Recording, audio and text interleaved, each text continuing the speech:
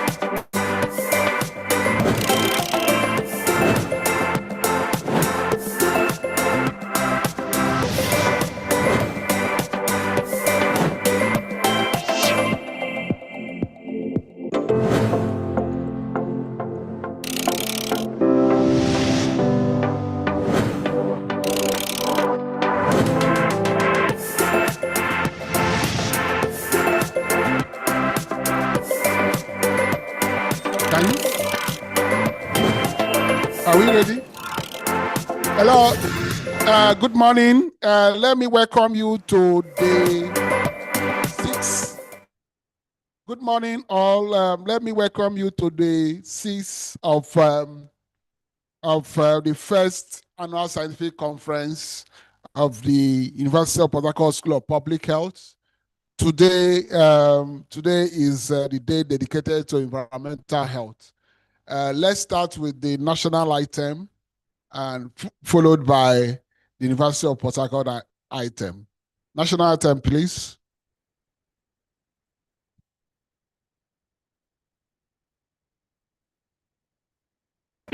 Our own dear native land, though tribe and tongue may differ, in brotherhood we stand. Nigerians old and proud to serve our sovereign fatherland. Our flag shall be a symbol that truth and justice reign. In peace or battle honored, and this we count as gain. To hang on to our chin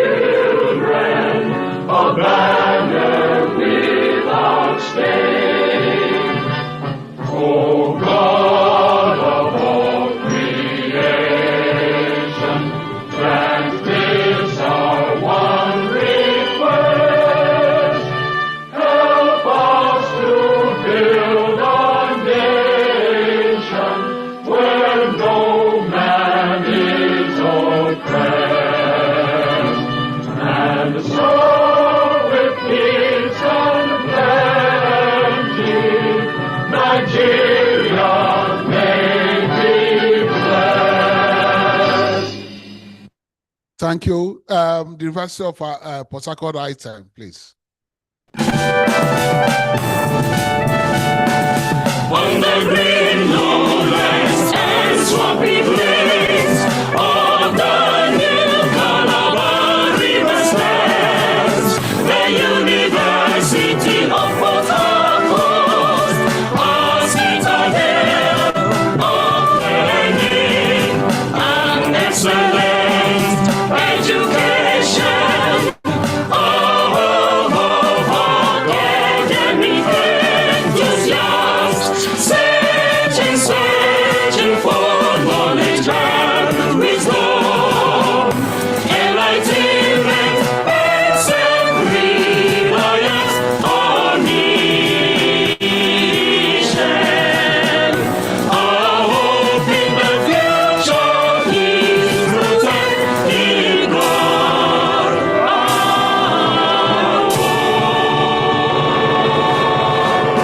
The vision of our Father shining in the skies, opportunities unlimited and equal. Our progeny citizens of the universe, from far and near, the pride of Uniport, because unique, Uniport, unique, Uniport,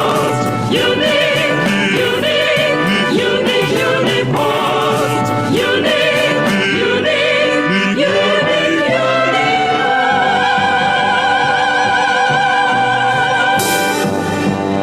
Thank you very much. We can now resume our seats.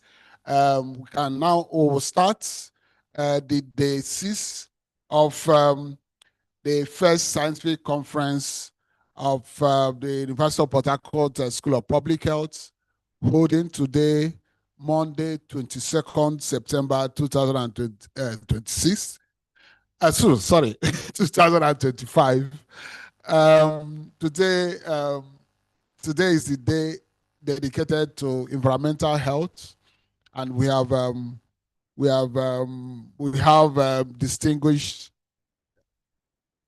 keynote speaker and panelists who will be discussing the theme, and the theme for today is sustainable development in the midst of environmental degradation and climate change. And we have distinguished persons earmarked to discuss this theme. Let me once again welcome you to this day, and of course, thank you for your previous participation. We started last week, Monday, with the opening ceremony, and we continued throughout this week, throughout last week. This week, we are going to continue throughout from today to Saturday, and of course, we'll be ending next week. So thank you very much. Let me establish. Okay, before I do that, let me say just a little about the etiquette of attending this conference. As much as possible, I want you can put on your video, or anyway, you are encouraged to put off your video to avoid distraction. But if you are required to speak, we'll expect you to turn on your video. You will turn on your video, and but ensure that the background is not distracting. Okay. The other thing is that as much as possible, mute yourself to avoid sound coming from your end. Yeah, and so let me also say that it's also important for you to log in with your name. Last week we experienced some technical technical problems with the naming of participants. In fact, at a time, we had over 100 persons logging in as our vice chancellor. You know, you can imagine how uncomfortable I felt seeing 100 vice chancellors. Okay, so let me establish the protocol for today. We have first on our list is the vice chancellor of our university and the chief host, Professor Ohunare Abraham Georgeville. We then the chairman of the day. The chairman of the day is another vice chancellor, Professor Prince Chumom, JP DSSRS, the vice chancellor of the premier university of environment in the country, the Federal University of Environment and Technology, Ogoni, River State.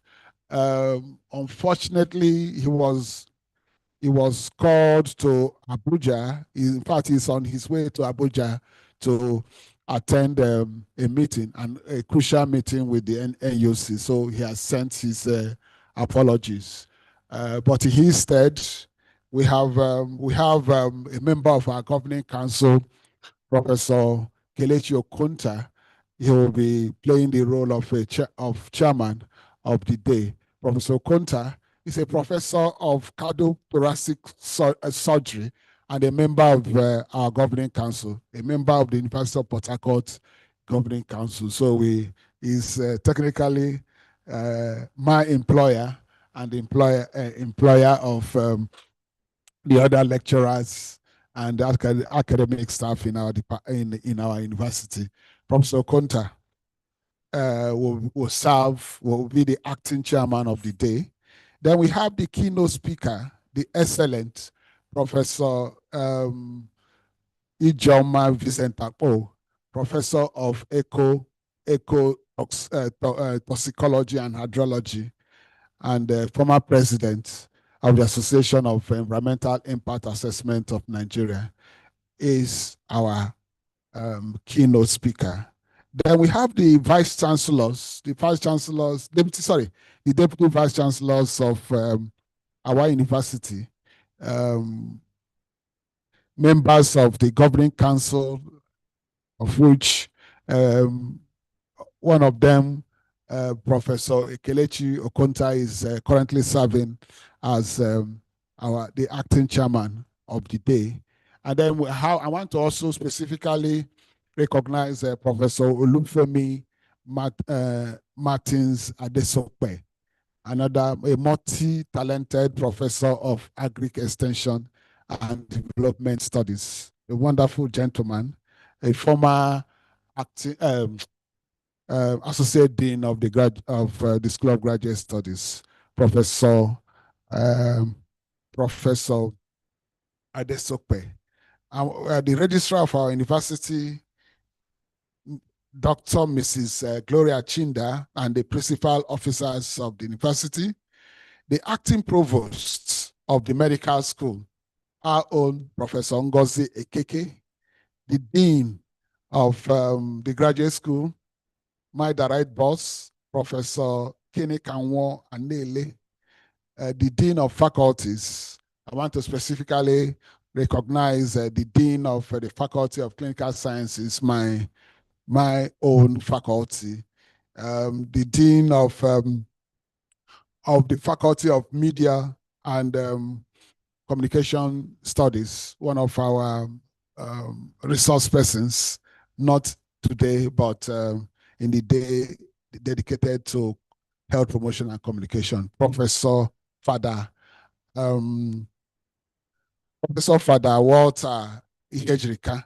I want to also recognize the Dean of Science, because we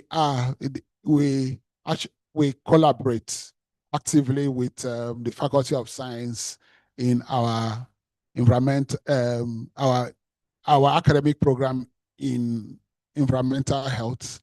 Then the director of institutes and centers.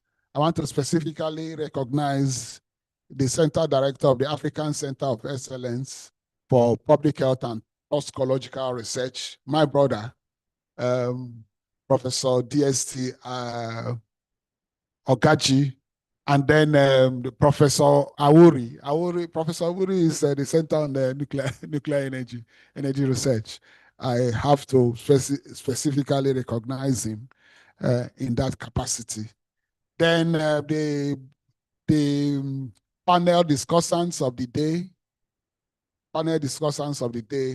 Professor Elijah Ohemen, a distinguished environmental services consultant and professor of environmental and public health microbiology.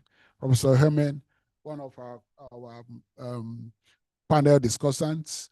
Then we also have Professor Onari Asemie, professor of natural resource conservation, and then of course another very distinguished environmental service consultant.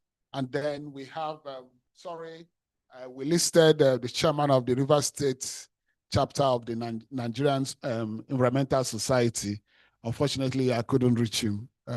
Yes, I couldn't reach him, but he is recognized. Then we also have Dr. Tangod Chukwudi Frank.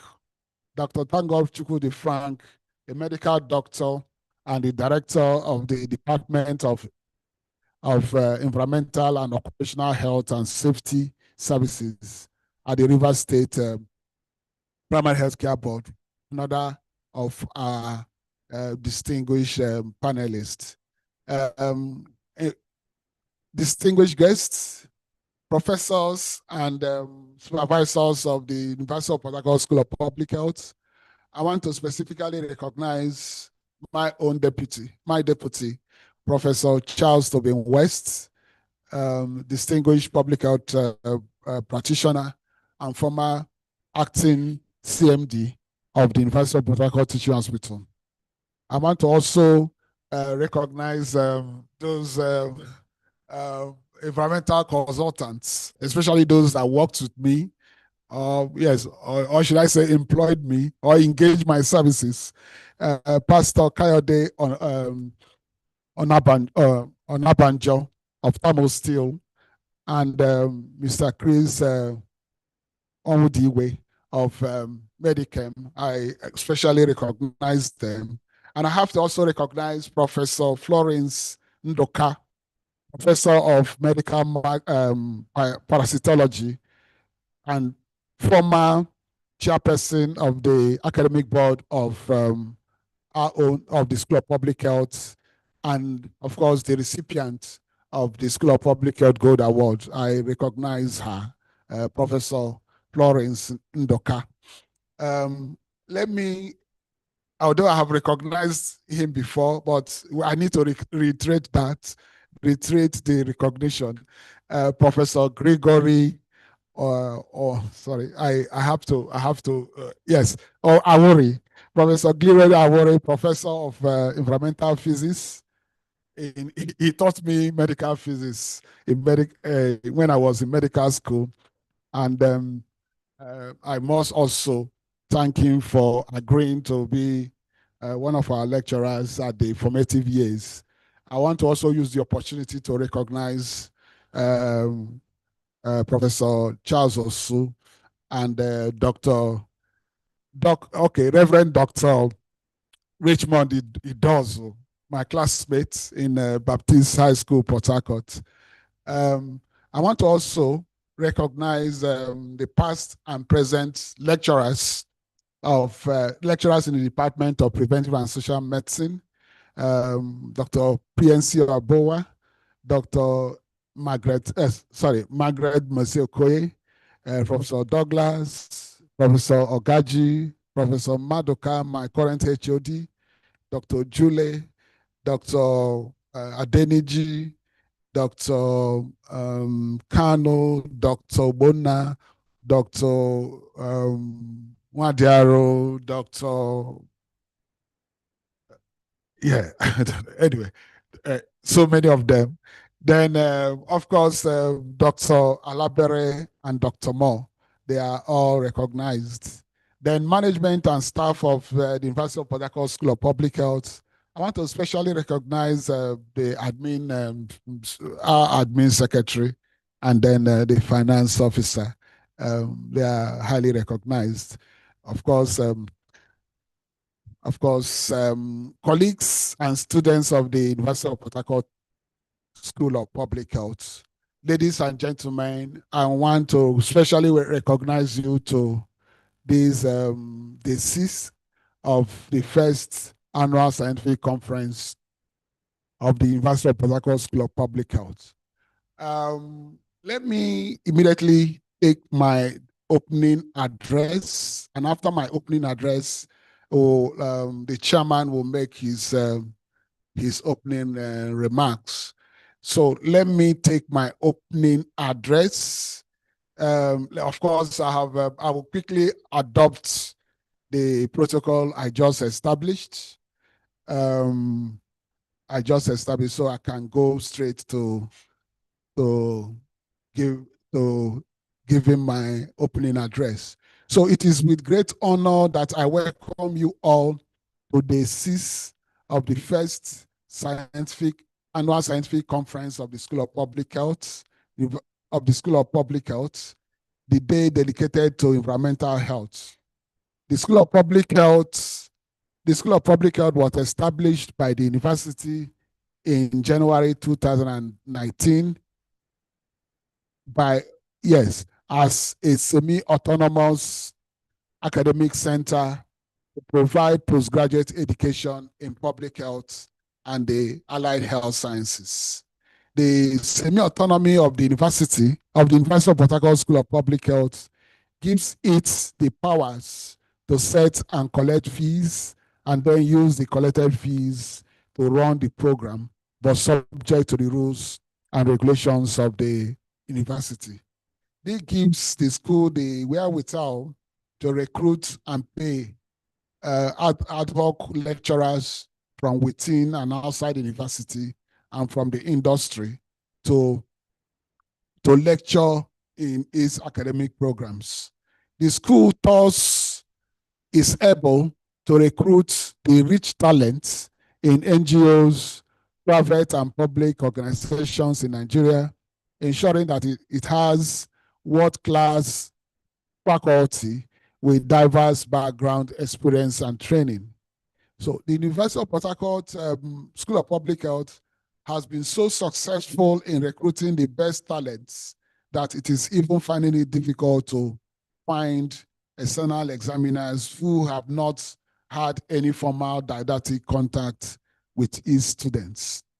The school started with 4 academic programs, but currently runs 3 PGD programs, 10 master's programs, a Doctor of Public Health program, which is a professional doctorate, and then PhD programs in all the subspecialties of public health and the allied health sciences. The academic programs in the School of Public Health are deliberately designed to be both academic and professional to sharpen the research skills of students and prepare them for a career in the academics while emphasizing the practical skills that are needed for professional practice. The results of these have been remarkable as the graduates of our various programs, irrespective of their first degrees, often find employment in the health sector few months after graduation and are known to perform much better than others. The success of our graduates in the job market and their achievements in their jobs can be attributed to our competency-based curriculum, expertly delivered by our lecturers who are drawn from the academia, industry, and the government. Because we use the so-called triple helix model of education. we not only teach the principles as is standard in most postgraduate programs in Nigeria, but also lay emphasis on the practice to ensure that the graduates of our academic programs are industry ready. Practice is embedded in every lecture given to students of the University of Port Harcourt School of Public Health. The practical implications of principles taught are stressed and reinforced with case studies. In fact, apart from the MBA programs, I don't know of any other postgraduate programs that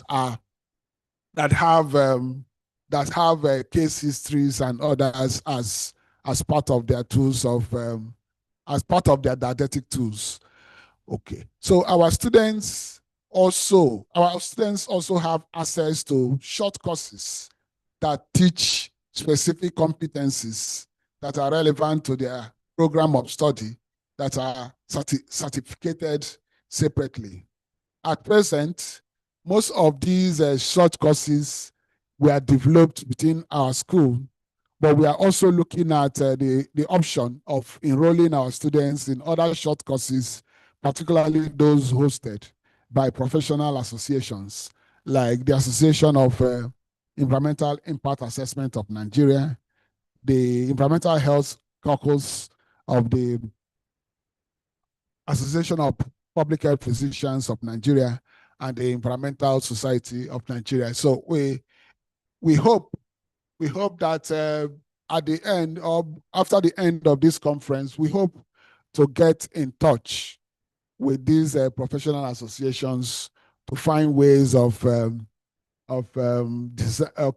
packaging short courses for our students. In fact, one of the skills we promised those students in our masters in environmental health program is the ability to conduct health impact assessment studies.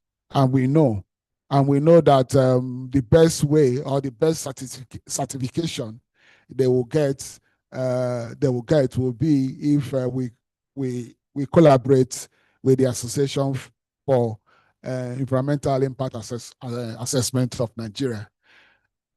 Okay, so I must stress that the typical student, graduate of our school, actually graduates not just with one certificate, but with several proficiency certificates of the short courses. Okay, so that is one thing, and probably that is the reason why our graduates are easily find jobs, because they graduate not just with one certificate, but with several, with several, because of these short courses. Okay, the sustainable development in the midst of environmental degradation and climate change is the theme of the 6th of this our scientific conference.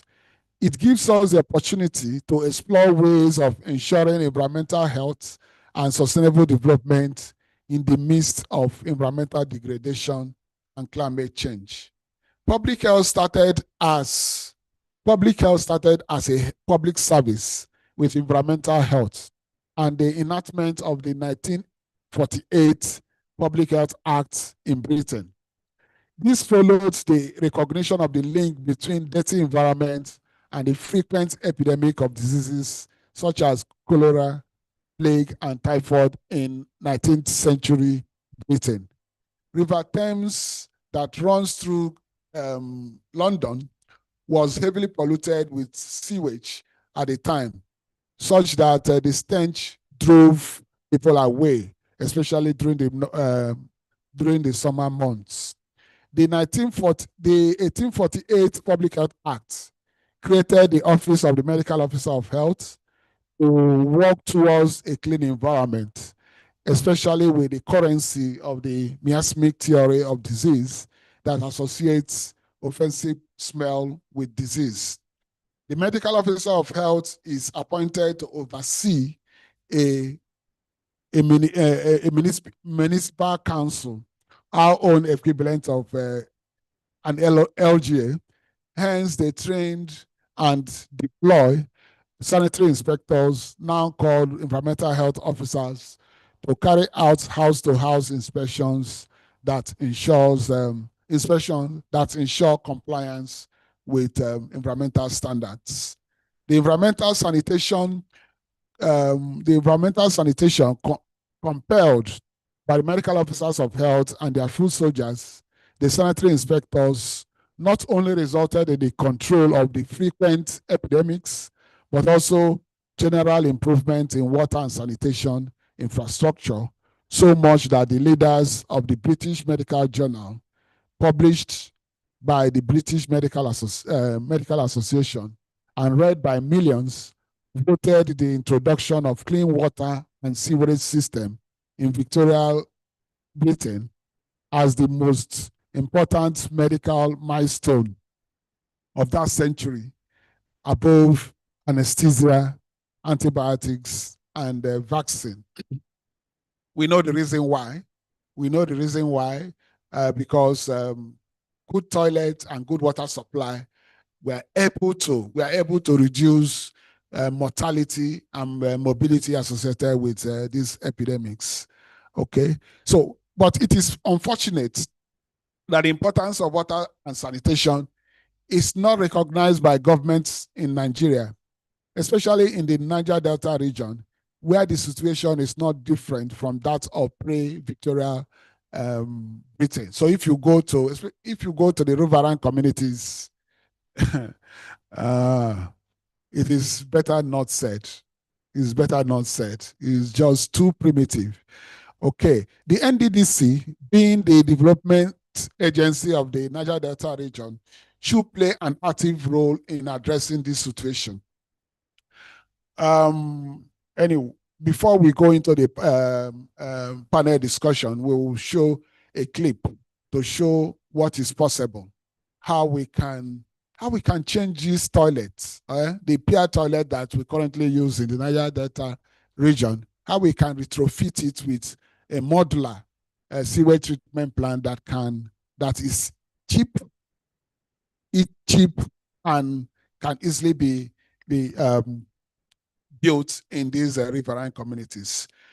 Sustainable development of the Niger Delta region also needs to be prioritized, considering the massive environmental destructions associated with oil exploration and exploitation, coupled with climate change.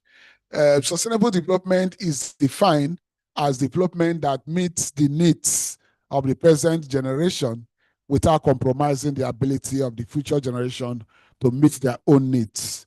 The truth is that the current situation in the Niger Delta region is not sustainable and may go into reverse gear once the revenue from crude oil dwindles. Already, the inland water bodies where most of the fishing takes place in the Niger Delta is so polluted with crude oil that no one can earn an honest livelihood through fishing.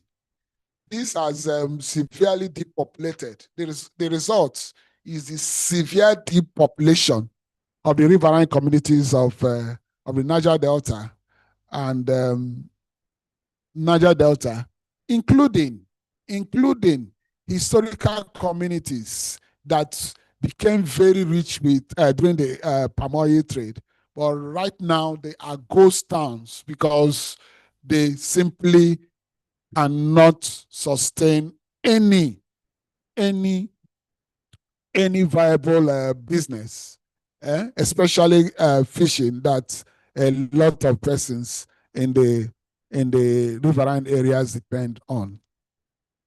Okay, so indeed, the riverine communities of the Niger Delta region are at risk of being completely abandoned, except deliberate efforts are made to clean up the environment and reinflate their economic activities. Climate change is another threat to sustainable development, not only in the Niger Delta region, but also in the rest of Nigeria and the world. The climate of Nigeria has changed so much that Harmattan has not been experienced for many years. and rainfall is so erratic that it even occurs at the middle of the rainy season, at the middle of the dry season, including on Christmas days and New Year days. The problem associated with climate change have also been prominent. Flooding is now commonplace all over Nigeria, including deadly flash floods in the arid northern Nigeria. The deadly Boko Haram crisis in the northeast and banditry in the northwest, and even the farmers' headers crisis have all been attributed to climate change. So we must do something about it. While it is difficult to reverse the changes to climate change already being experienced, we can, however, work to mitigate the effects by reducing our vulnerabilities. Our university has an academic center dedicated to finding ways of reducing our vulnerabilities, the Center for Disaster Risk Management and Development Studies. Incidentally, the chairman, Professor Mom, used to be the director of that center. The chairman of the day, the keynote speaker, and the panel discussants on the theme of the day we are choosing because of their unique qualifications and experience. Unfortunately, we have lost the chairman, but I'm sure that Professor Okonta will also do a good job. And of course, we also have the panel, the keynote speaker, Professor Ijoma Vincent Akpo, a professor of eco-toxicology and hydrology, and hydrobiology, and former president of the Association for Environmental Impact Assessment of Nigeria. Professor Akpo, anyway, we are going to read her citation, but just to give you a teaser, an idea, she has a BSc and a doctorate degree, and of course a postdoctoral fellowship. And then we have the panel discussants, Professor Elijah Ohamen, a distinguished environmental service consultant. We also have Professor Asimie, another distinguished consultant. And then we have Dr. Tangod Frank, who as the director of environmental and occupational health services at the River State Primary Health Care Board, is in charge of the environmental health officers in River State. I have no doubt that they will do justice to the theme of the day 6 of our conference. Please sit back and listen to these experts. Let me once again formally welcome you to day 6 of our first annual scientific conference. Thank you very much. Thank you very much. So without wasting time, I'll call on the acting chairman, Professor Kelechi Okonta, to give his opening remark. Professor Okonta, sir. Okay. Can you good morning, identify yourself so that we can yes, recognize you I'm already online. And highlight you? Yes. Yeah. Can we? Good morning, yes, everyone, ladies and gentlemen. Can you unmute yourself and then brief? Yeah. I have unmuted. Yes. Go on, sir.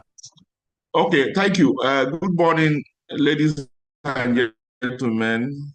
Thank you, Director, for conscripting me to this program last night. I know you have established the protocol extensively, but may I recognize our digital Vice Chancellor, Professor Abraham Unari. I also want to thank the School of Public Health for this great opportunity. The issue of environmental and health is really a serious one. I want to emphasize the critical link between environmental area because it's significantly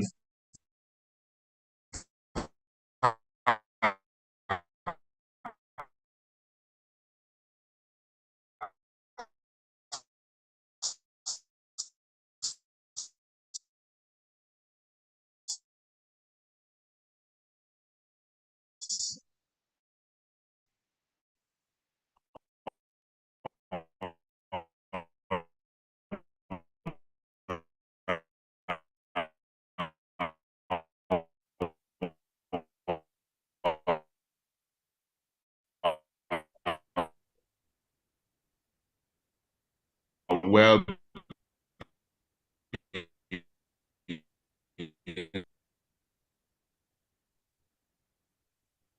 Okay. Anyway, anyway, I think he's in his office at University of Port Harcourt Teaching Hospital. That the network is usually not friendly there. But we can move on. We can go ahead with the goodwill messages. Goodwill messages from. Okay, I think I was unable to get in touch with the chairman of the university chairman of the Nigerian Environmental Society.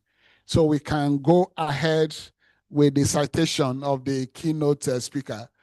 I'm sure that Professor Vincent Akpo is around, is on call. Hello, ma.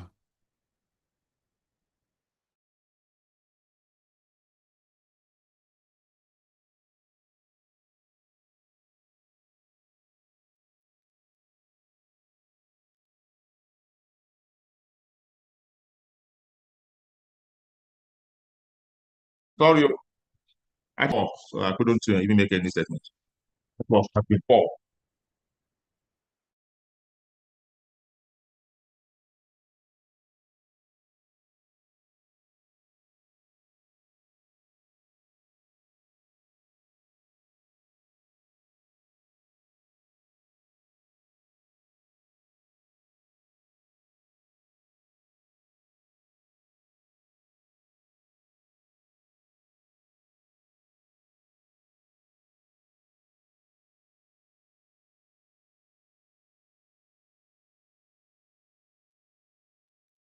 Please. Citation, please.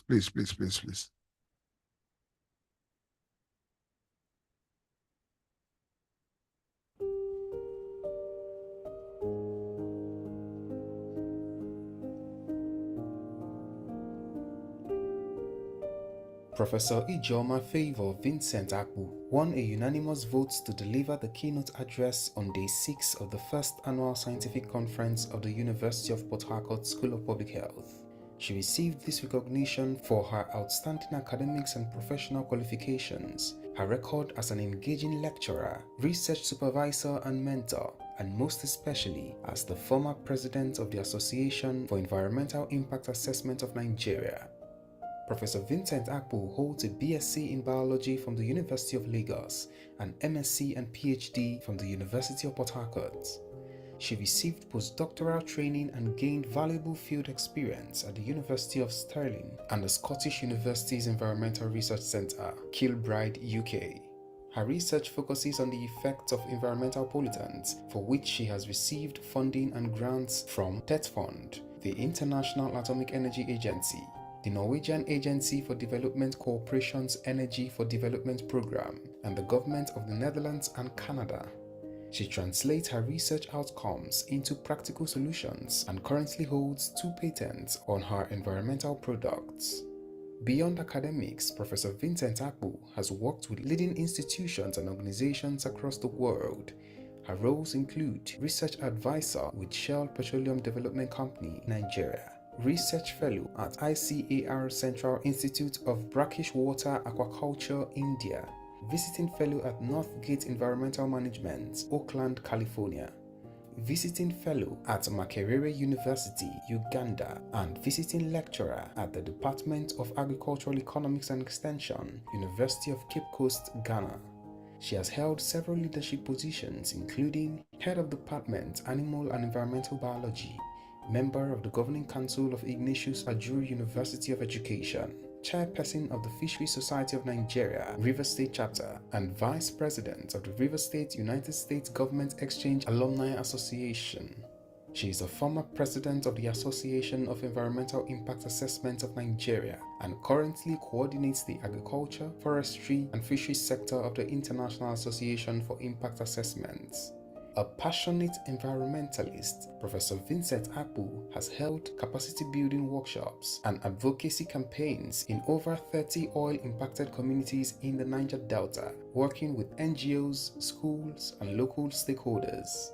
She is also an environmental impact assessment consultant and a panel review expert for draft EIA report with the Federal Ministry of Environment, Nigeria. Professor Vincent Akpu has received numerous national and international awards including Tech Women Fellow, Commonwealth Jubilee Fellow, Fellow of the Fisheries Society, among others. She continues to inspire and mentor the next generation of leaders through the Tony Onumelu Foundation Entrepreneurship Program, Mentor Organization, STEM U Mentoring, and the New York Academy of Sciences. She is also a co-founder of 2 community-based NGOs in the Niger Delta. Distinguished guests, lecturers, students, ladies and gentlemen, welcome Professor Ijoma Favor Vincent Akpu, Professor of Ecotoxicology and Hydrobiology, translational researcher and patent holder, Fellow of the Fisheries Society, former President of the Association for Environmental Impact Assessment of Nigeria, and keynote speaker, Day 6 of the first annual scientific conference of the University of Port Harcourt School of Public Health. Thank you very much. So we can now listen to our keynote speaker, Professor Ijoma Vincent Akpu. Hello, ma. Hello, ma. Can we?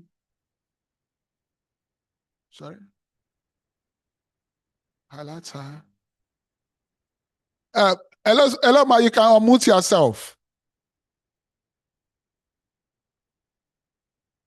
Yes, you can unmute yourself. Can you?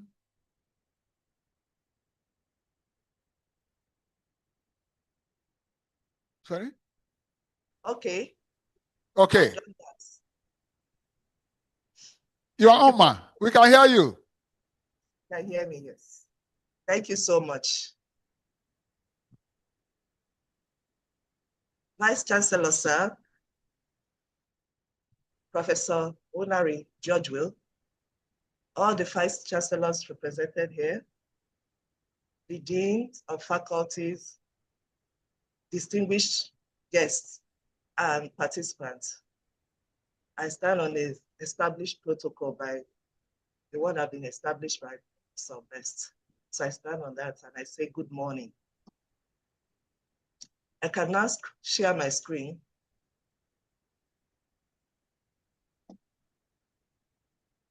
Oh. Can you see my screen?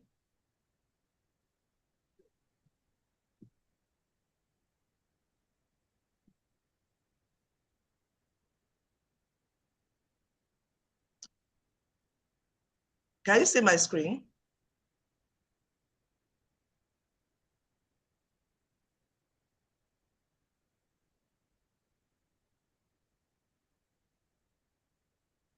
Yes. Okay. I start by commending the organizer of this program and the School of Public Health. This has been a wonderful, impactful, and inspiring program. And I also thank them for giving me this opportunity to be part of this program.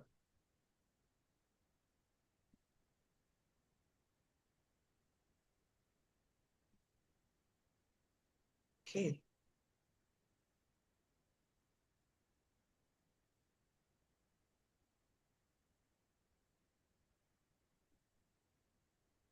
I can.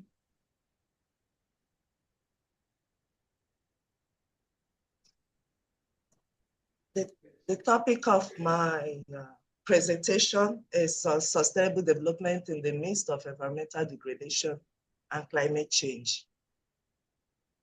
I have outlined, we'll talk about sustainable development, the key areas in sustainable development goals, environmental protection in sustainable development, and strategies we can use to address that. In today's world, pursuing economic growth always come at the expense of the environment. And that's why we have environmental challenges. And now is a better time to address them. And that's why sustainable development has emerged as a beacon of hope by creating a balance between the social, the environment, and economics. And it will also help us to find ways to sell these resources for future use. Sustainable development is an international call for action concerning environment and development.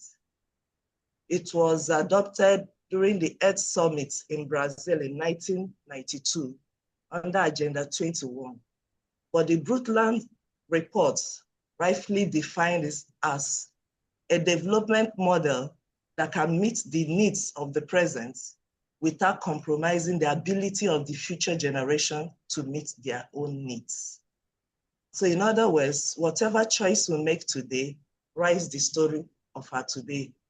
So what kind of choice are we making today? If we look at sustainable development, it has three pillars, which we call the people, the planet, the profit. Different sectors have used different names, but if you look at all of them, they're still talking about the same thing. How do we include everybody? How do we empower the community, the people, whether they are working in the company or they are in the community? How do we protect our biodiversity, reduce emission in the environment? And at the end, we need to make profits and build financial resilience. So whether it is social, environmental, economics, or environmental, social governance, they're all looking at sustainable development. Even in the business concepts where they have the triple bottom line, where the business focus only on the planet and forget the people, they can risk social collapse. Or if you focus on making money and ignore the planet, you are destroying the resources you depend on. And what is it for people without profits? What they do? Who lack resources and fund, whether for innovation or for progress. So sustainable development goals have been used to achieve sustainable development. So we can say sustainable development is directly linked to sustainable development goals. SDG, which was introduced in 2015, it was part of to build up the Millennium Development Goal that they started in 2000, and they saw a little gain and improvement. So they continue with the SDG, which they started in 2015 for the next 15 years. So we have 17 Sustainable Development Goals, 169 targets, and 304 indicators. All this will stimulate action over the next 15 years so that we'll have a better world by 2030.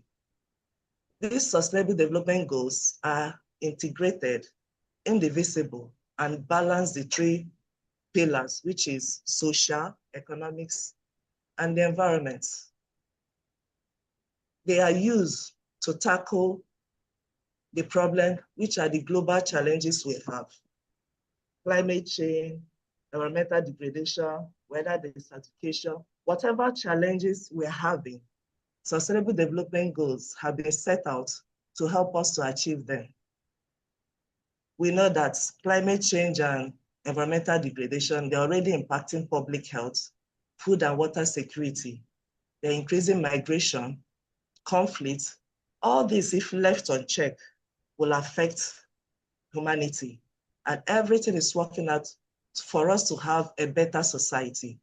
So tackling climate change or environmental degradation and fostering sustainable development, they are on the same side of this, that's on the different side of the same coin. So both have to work together for us to achieve a better environment.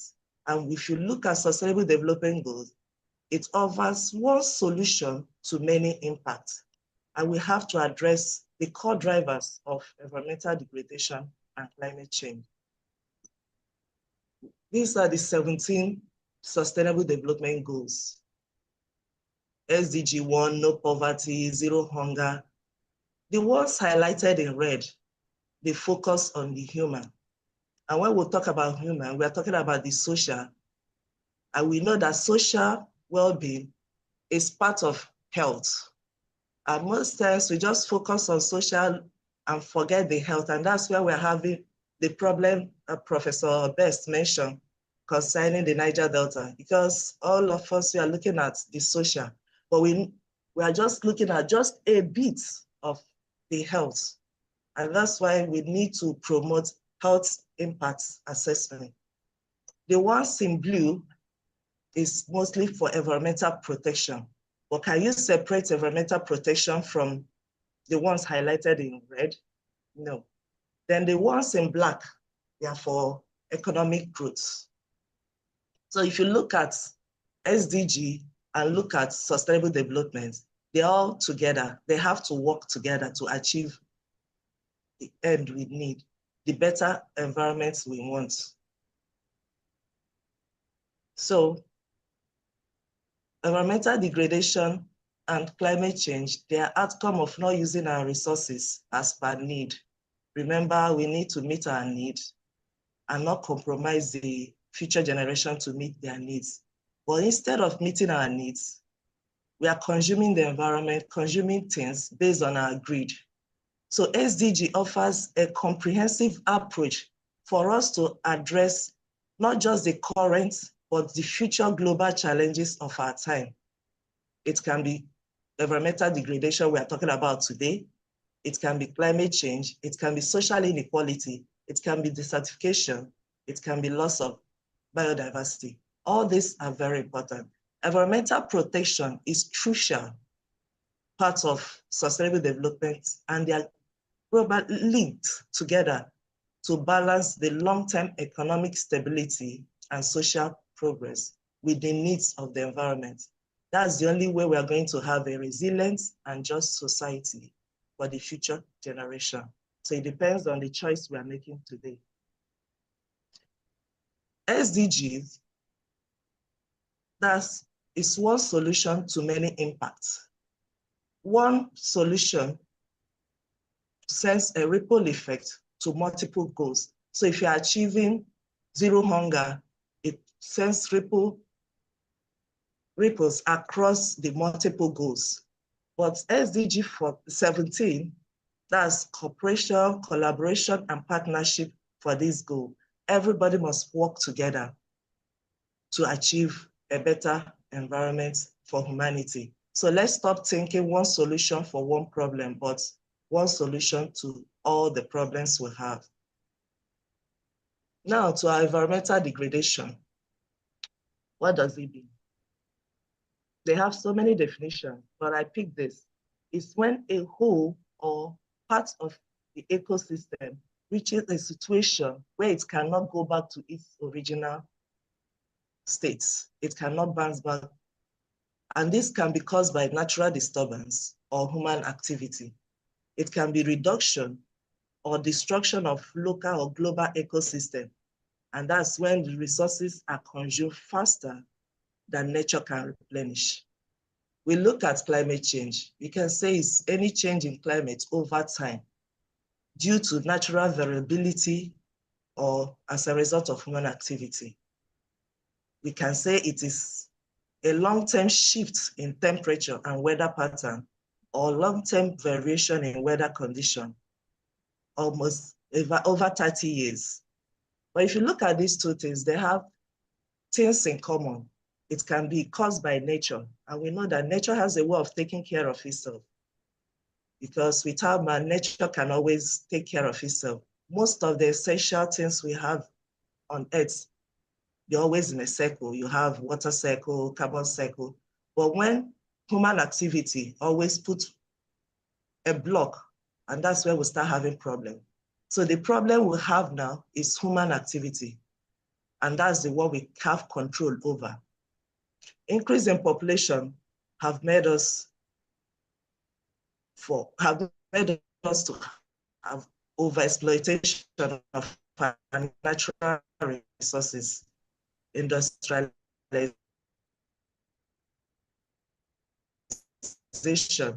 agricultural practice caused by human or indirect activity or indirect impact of human activity. So what are the consequences?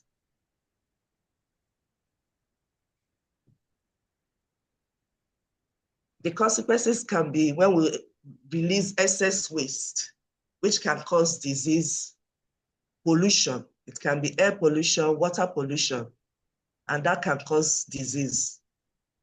It can be water scarcity, droughts, malnutrition, poor sanitation. Is it the extreme weather events that disrupt our healthcare, where we have flooding, poverty, disease outbreak? It affects agriculture, leading to food insecurity. We also have rising temperature that disrupt ecological processes. It impacts on our health, on our livelihood, worsen global inequality, also impede economic growth. But we should bear in mind that these consequences differ from place to place. It can differ based on geographical location, fragile economies, heavy reliance on extractive industry, or agriculture. So if you look at climate change in the midst of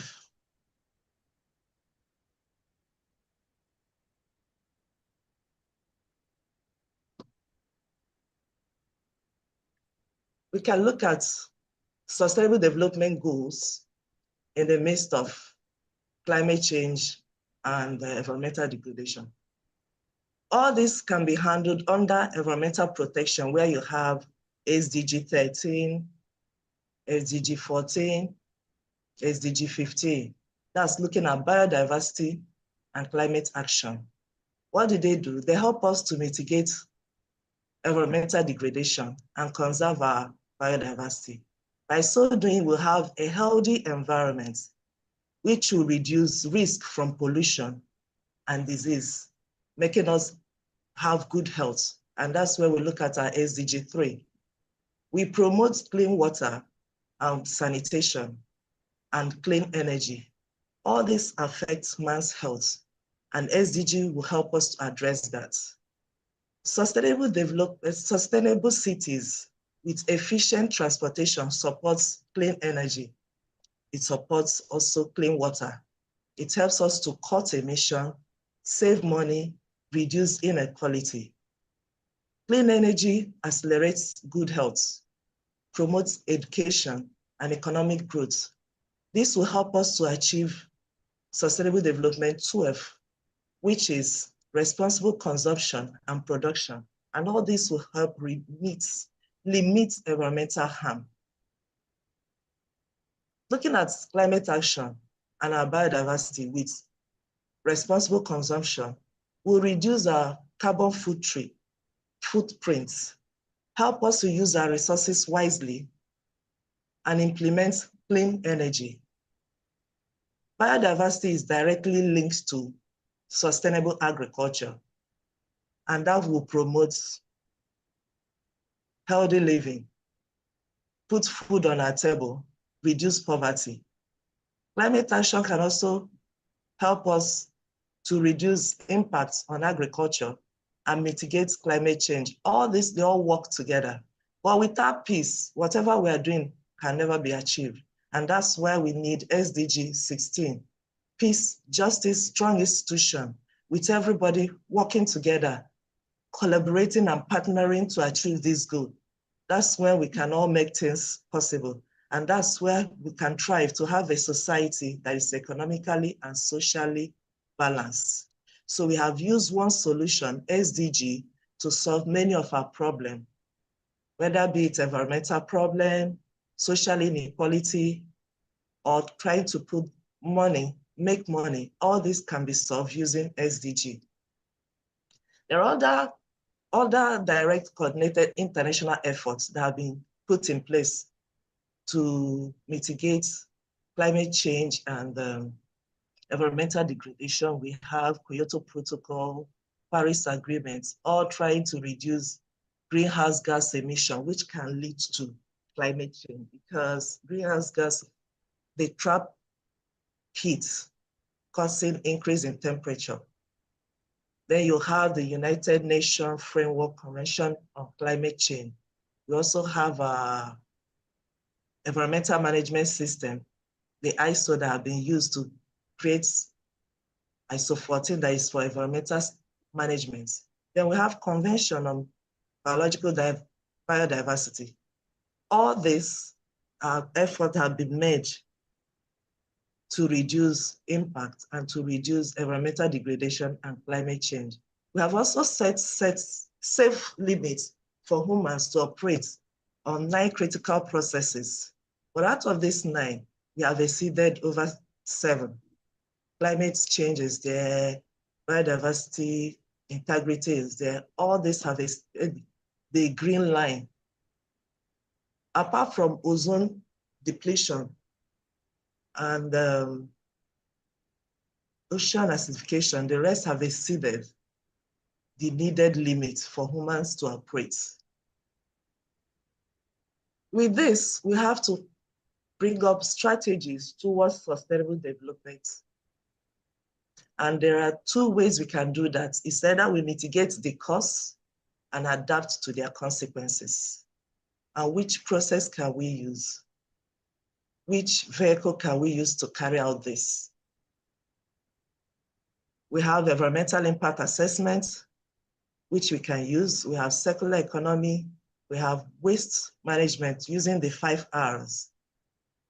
But everybody have to work together, partner together, and to achieve this.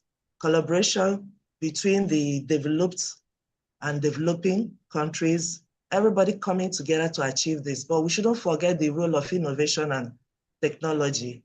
And we must have and enforce environmental policies and law that will help us to achieve this.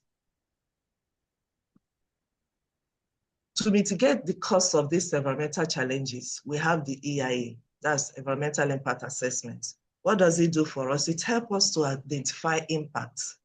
It helps us to predict whether it is going to be good or bad. It helps us to evaluate whether this impact will be significant or not. And at the end, we have to bring out mitigation measures to reduce this impact. Whether the impact will be on the biophysical environment, whether it will be on man's health or social well-being. At the end, we have to interpret and communicate this information to different stakeholders. The stakeholders can be the community that are being imparted on.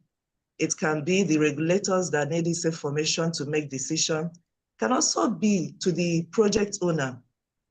But all these assessments and process have to be done before approval is being made, whether the project should go on or not, or commitments made. So EIA was introduced in US in 1967 with the National Environmental Policy Act, but it became common in 1992 during the Earth Summit, when it was agreed that they will use it to promote sustainable development. So after 1992, most of the countries started their own EIA, including Nigeria. Now, EIA is being incorporated into international and national laws and agreements. it's being used by banks, lending banks, especially the World Bank. They have their own EIA process. And development agents, aid agencies, they all use a form of assessment, checking the impact of development, whether they're funding the development, impact of that development on the environment and on the people. EIA ensures better design, whether for the proponents, for effective resource use, and better protection of the environment and human health. EIA has evolved with time.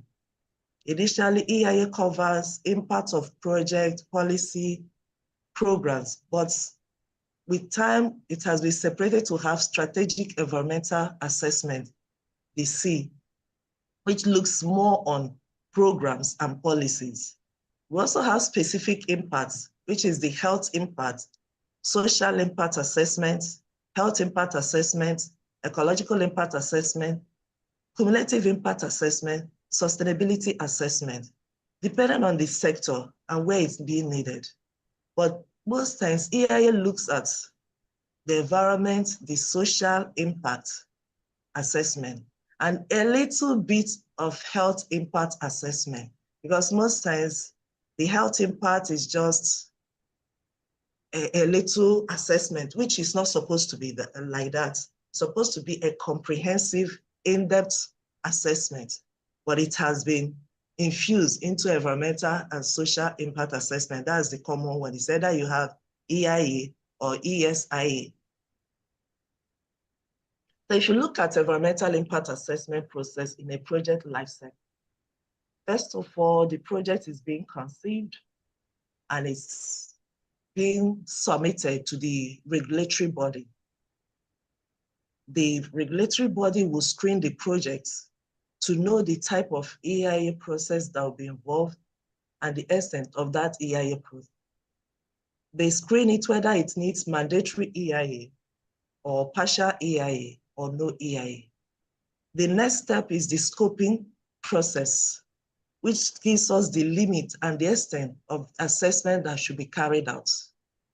With that, it helps to identify and meet with the community to talk about the impact.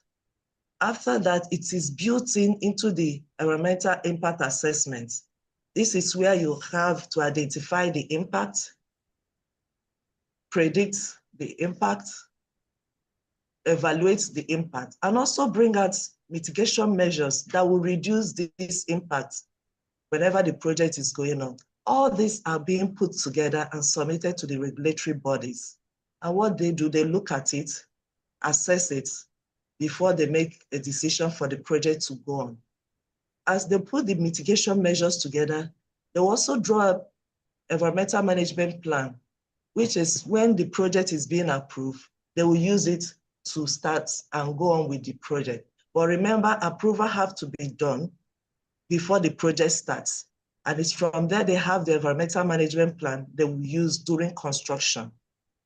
So this is where the final commitments will be done, because after the EIA process, it will help you to identify the impact. It will help you to put in measures that will help you to reduce this impact, whether on the environment, whether on the people.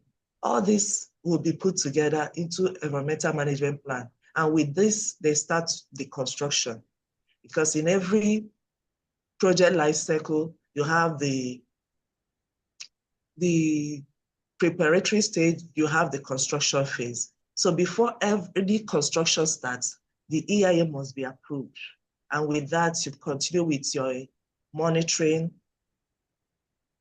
as the construction is going, putting in place the mitigation measures to help reduce the impact on the environment. When you finish, you commission, then you build the environmental management plan into the environmental management system of the company. So it will not just be a standalone, it will be holistic environmental management system for the company. With this, you start the operation. And at the end, when the project leaves its lifespan, you will have the closure plan and rehabilitation to bring back the environment back to its normal state. So that's where you have the decommissioning and the closure.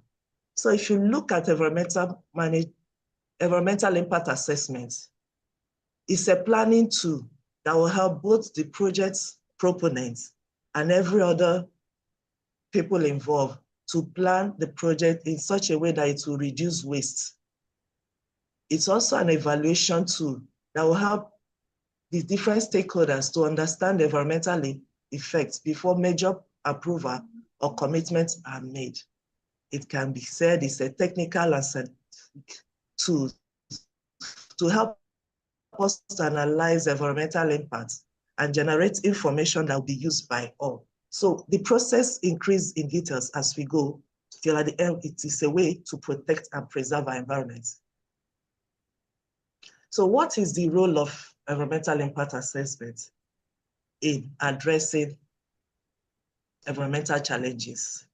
It's supposed to help our projects, our activities to be environmentally sound, socially responsible, and economically viable. We identify environmental challenges, especially during the screening and the scoping phase, and we integrate it into the impact analysis. Within the impact analysis, we are trying to identify this impact, whether be it on the social impact, whether on the health impact, all this, we need to identify this impact. And that's where the social impact assessment can go on, both the health impact assessment, helping to identify the impact it will have on the social well-being. Remembering that social well-being is just a part of the health impact assessment, a part of health. So we identify this impact.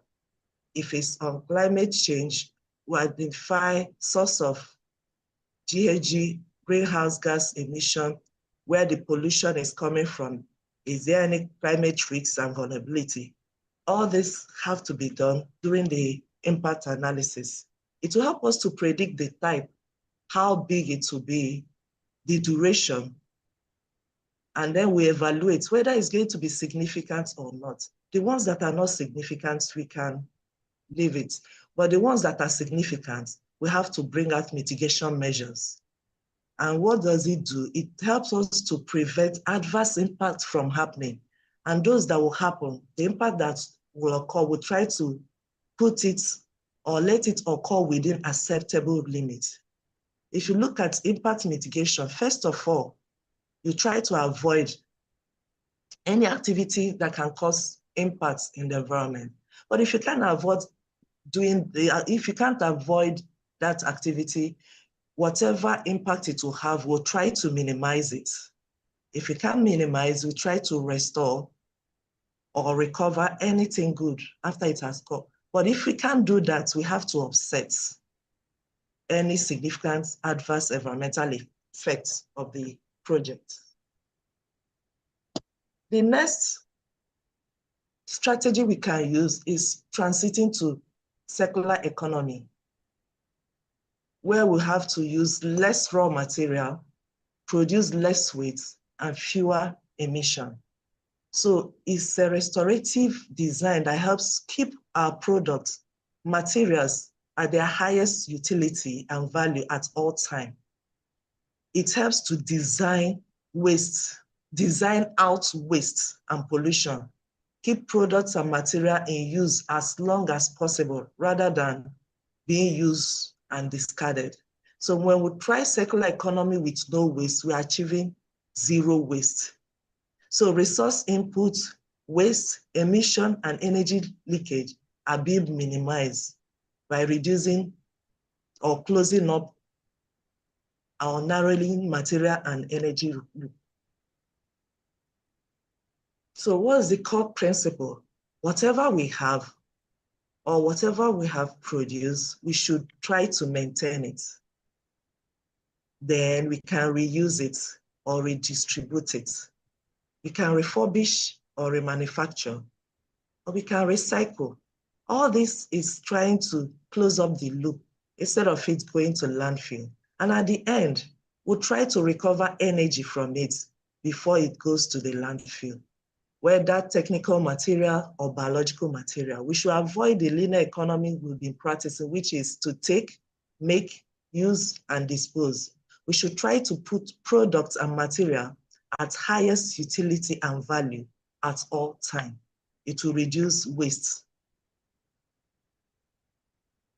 The principle of circular economy tries to prevent, prepare for reuse, recycle, recover energy before disposal. So if you follow these 4 R's, which anybody can do, because environmental protection is not just for the government, it's for everybody. We have to start with rethinking. Do we have an alternative? Do we have a way we can redesign so as to reduce waste? We can refuse it. We take what we need and forget our greed. So we can refuse anything that can constitute excess waste. We can reduce the waste that is being produced. And whatever we use, we can reuse it. We can refurbish. We can repair it. Then we can recycle, recover what we need, or remanufacture.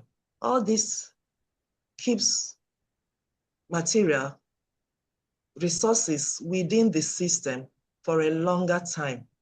It will reduce waste being generated, because when we produce waste, we'll still need more resources to replace it. We can also adapt, imbibing the role of innovation and technology. He said that will mitigate the cost using environmental impact assessment, or we adapt to the consequences by trying to work on the principle of circular economy, or using our 5 R's, where we have to rethink and reuse before disposing. But we have to adapt to innovation and technology, where we have to expand renewable energy. This takes care of itself. It's renewable. It will not be exhausted, and the earth will have a way of replenish it. So we have to expand on renewable energy. We've been practicing that, but we need to expand on it. We have the solar farm, we need wind energy. We can improve on green technologies and infrastructure, alternative to plastics. We know that plastics causing a lot of problem for us, but is there any alternative to plastic? Is there any way we can keep this plastic for a long time within the system instead of disposing it? We can link to clean technology or green startup. We can also look at our agriculture, climate resilient agriculture, smart agriculture, efficient use of water. All this can make our agriculture smart, and it will extend to sustainable agriculture. Then we shouldn't forget the role of artificial intelligence and technologies, climate modeling, trying to combat pollution. We have seen the use of robots to clean up our waterways, using machine to do things that ordinarily we can't do. We should encourage smart cities, sustainable transportation, green building. All this, if you look at them, they are still part of our sustainable development goal. And all this will help us to achieve a better world. Then we should have proactive policy framework with everybody working together to achieve it. Then we should think of healthy consumption. We should join our community initiative. There are a lot of tree planting going on, greening a lot of places. All these things are part of what we can do. We should not forget the importance of advocacy and education. All this will help us and to have a better environment. In conclusion, by addressing the cause and consequences of environmental degradation and climate change, we have looked at what can cause it. Human activities. Human activities, increase in population is still part of human activities, which we can control. Human activities cause overexploitation of our resources, because when we use them, it will cause waste, and this waste will lead to pollution. So we look at the causes of all this. Is it industrial processes that releases greenhouse gases? All these are things we can work on, mitigate. Then we look at the consequences. And for us to do this, we have to mitigate or adapt to the consequences. So by addressing the cause and consequences of environmental degradation and climate change, and we try to integrate this into the broader framework of sustainable development, our society can work towards a more resilient and equitable and sustainable future, not just for the present, but also for the future. So which choice are we making now? We should try to invest in sustainable development. That's the only way we can help to address our global change challenges, whether it be environmental degradation, whether it be climate change or desertification, whichever global challenges we are having, sustainable development can help us to achieve that. Thank you. We can continue the conversation. Thank you so much. Thank you very much, Ma. Can we give her a standing ovation for this wonderful lecture? Thank you very much. We have learned a lot. We should avoid the linear economy, but instead adopt the circular economy. I'm sure that the students, they have also learned. We are struggling to move from the 3R strategy to the 5R strategy. I'm sure that the students would have noticed that those extra 2 R's in those strategy. And just as we said earlier, this will definitely form part of your next examination. And I hope you'll be able to do that. Thank you very much, Ma. Thank you very much, Ma, for this wonderful lecture. I don't know if you can just stay with us for the panel discussion. Perhaps we'll be able to help offer us some free consultancy, especially in ensuring that health impact assessment becomes the regular part of every EIA process. Thank you very much, Ma. Thank you very much. I think we will now go and we'll take a short break. And after that break, we'll start the panel discussion. We already have our panelists, Professor Elijah Ohamen, Professor Onare Asimie, Dr. Tangod Frank, and Dr. Konta. They are the panel discussants, and we will start the panel discussion after the cultural displays.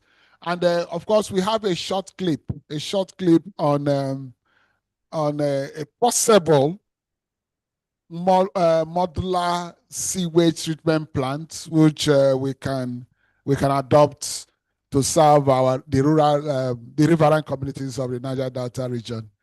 Please, can we have the cultural display and then followed by that short video clip? Please, the cultural display. Okay. I thought, okay, it doesn't include wrestling because the chairman, I've seen Professor Mom in the wrestling arena with his bell and the cloth tie around his waist. Looking at him, he will be such a wonderful wrestler because he can easily go under the competing wrestler and floor the person. So please, the cultural display.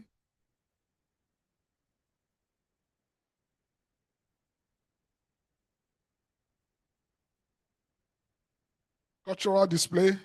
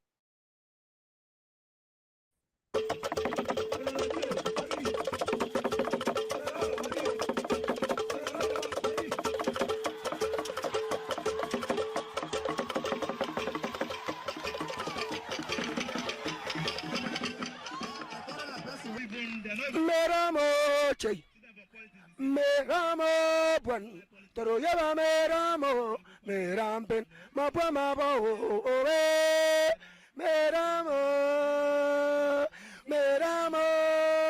jai meramo merampen mapwa mabo.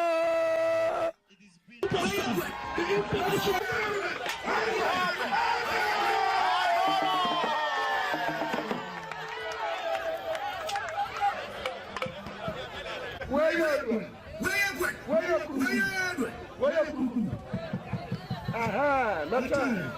Ebegabe tuwe kulimwongea kwa. Egama tanga kwa langane kwa. Mata ni. Ngapi ya umoja kwa.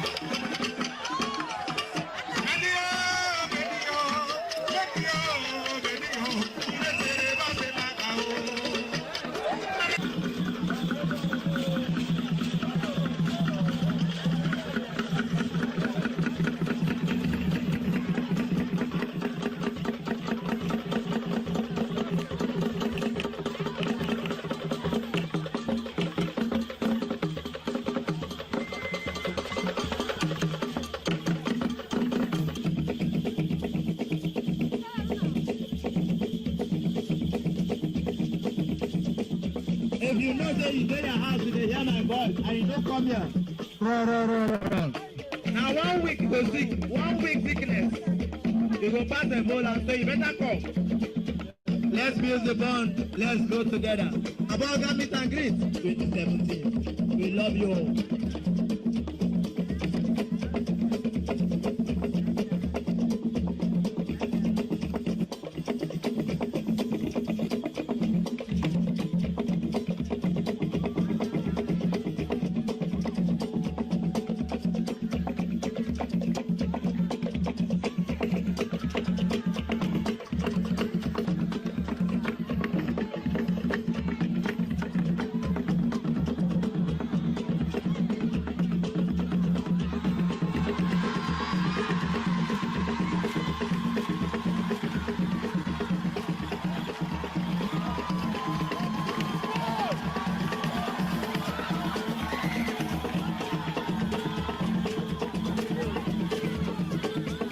This is brought to you by Amoga Mechanics. Amoga, you never can have it, it's so good.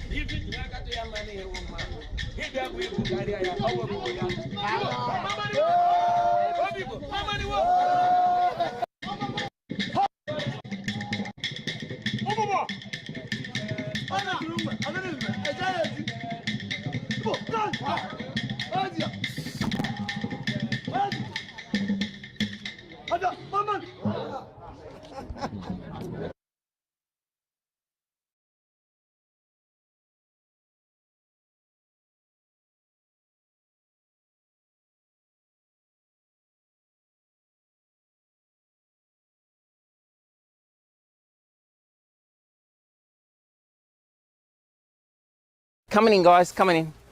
G'day, I'm Jake from Make Science Fun, and in today's episode I'm going to show you guys how to make a sewage system for under $1,000. This sewage system can treat 1,000 litres a day, or enough sewage from 6 people. If you live in an urban area with like lots of houses, your sewage probably goes to like a giant council run or government run sewage system. And the first step is that they screen out, like they screen out all the bits and pieces, like the cotton buds and things that people flush down the toilet. Then it goes to this giant pond, and there the solids settle and like the fats and oils rise, and the middle liquid goes to this second giant tank where they blow lots of air through, and there's lots of aerobic bacteria, and that aerobic bacteria breaks down a lot of the sulfates and the nitrates, and then eventually that water's pretty clean, and usually it's pumped into a river or into an ocean. My friend built this system about 12 years ago, and it's been going fantastic ever since. It's actually got council approval. That's how good the system is. Some people who live in rural areas actually have like a septic system. In the septic system, it's like just one tank, the sewage comes in, the solids settle, and then the fats and oils float, and then that's it. The middle liquid just like goes out and underground, and like it just waters the ground. That's a pretty basic system, and like when it rains and stuff, like you do get pollution into the local creeks and rivers and that sort of thing. So they're not that very good. But there's a system called an aerated wastewater treatment system, or AWTS. Much, much, much better. It's got like a giant tank, but it's got like 6 compartments. And like the first compartment, yes, the sewage comes in, the solids settle, the fats float, and then it goes to the next compartment. And in the next compartment, there's anaerobic bacteria that break down certain parts of the sewage, and then it flows to the next part, and then it flows to the fourth tank. And in the fourth tank, like, air's blown through it, and then the fifth tank, air's blown through it, and the sixth tank, that's the final settling tank, and there's some chlorine. The water that comes out of the sixth tank is actually pretty good, and you can like spray it on your lawn or on your garden. The problem is those commercial systems are like $15,000. I kid you not, 15 grand. And so my friend, he actually designed and built his own system for under $1,000. Let me show you how it works. This is the first tank, and like all the sewage comes in from this point here, from the house. The solids and stuff settle, the fats rise. I won't take off the lid because it's just too bad. But come around here, what happens is the liquid, there's a pipe about this high, the liquid flows into this second tank. Now in this second tank, there's no air and anaerobic bacteria that breaks down certain parts of the sewage. It then flows slowly, actually, let's have a look in tank number 2. Do you dare me? Over here. Here we go. This is gonna be gross. I'm gonna get some.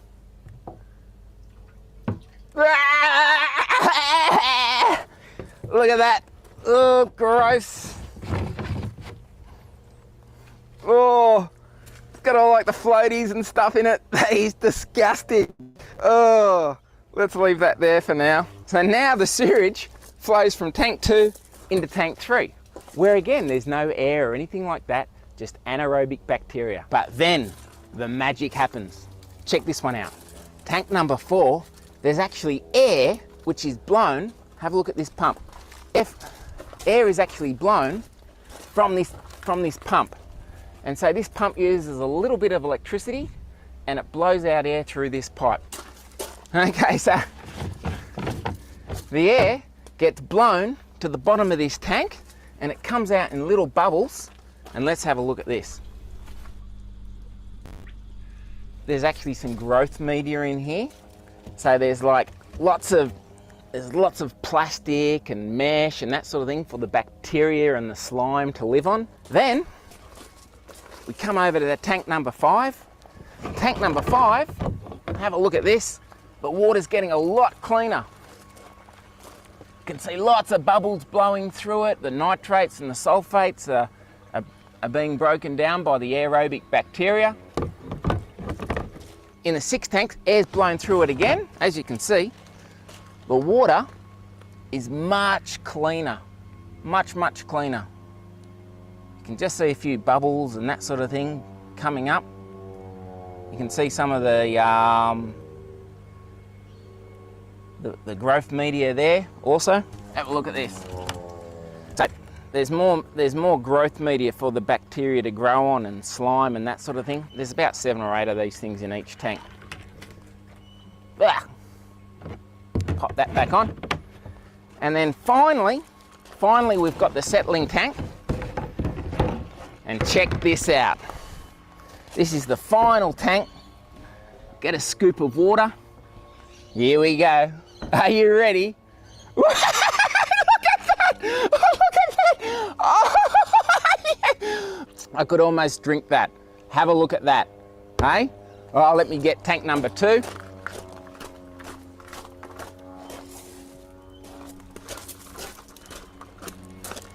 Okay, tank number 2 to tank number 7. This water gets some chlorine put in. It's got some floating chlorine tablets, and they kill off any of the remaining bacteria. And this water then goes through a pipe and it goes underground and it like waters the lawn and that sort of thing. Awesome. Come and have a look. Stick your camera in there. Look how clean that water is. Woohoo! Yeah. Okay, so here's the outlet. It goes out to the lawn to keep the lawn and the gardens watered. Fantastic. The reason that this system is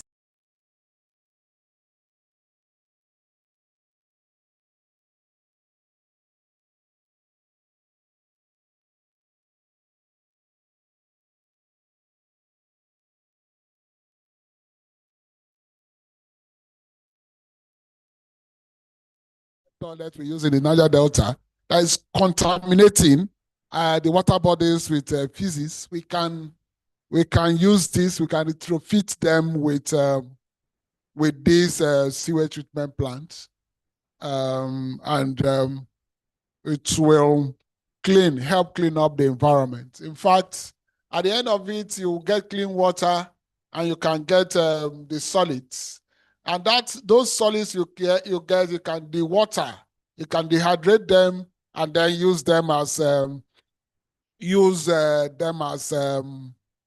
soil conditioner. I used to say that if our diets were to contain probably higher in protein, perhaps we can say that we can use them as fertilizer, but at least they are good enough to be used as soil conditioner. So we don't have any reason to be putting directly into our water bodies and contaminating them. We can use this.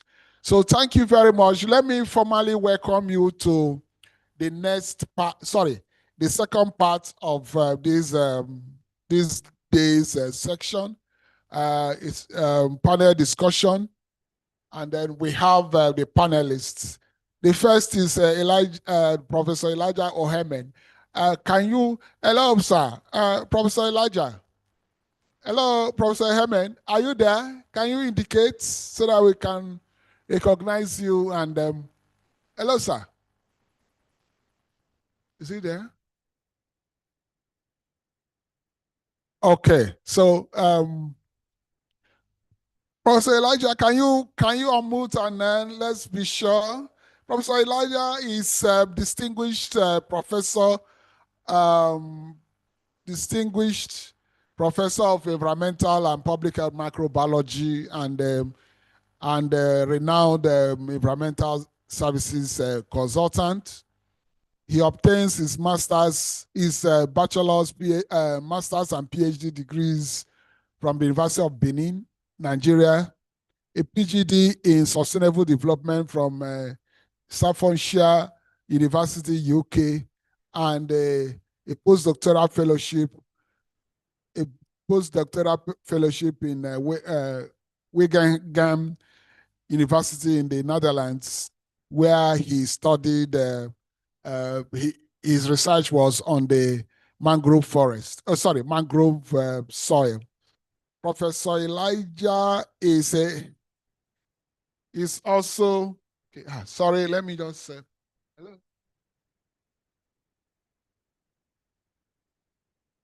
Okay, please unmute him. I'll make him a co-host. Okay. Professor Elijah is being sorted out. So he's a renowned. He also has expertise in bioenergy and renewable energy, environmental impact assessment, wetland restoration and management, waste management, and environmental and agricultural microbiology. Professor Herman, can you confirm that?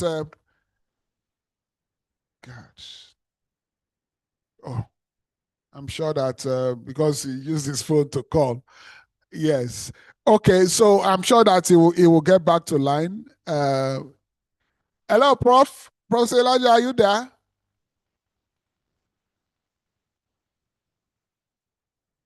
Okay, he's joining. Okay, so the second person is Professor Mina Onare Asimie. Is another renowned environmental service consultant and professor of natural resource conservation. He holds 2 master's degrees in fisheries and hydrobiology from a Nigerian university, and another master's in applied neonatology in a Belgian university, and a PhD in environmental management. He was also the former director of the University of Port Harcourt Center for Marine Pollution Monitoring and Seafood Safety, and currently the president of the Nigerian Society of Nematologists. Hello, sir. Professor Asimie. I hope you are on call. Can you? Yes, I'm here. Thank you very much. We can hear you, sir. We can hear you nice and clear.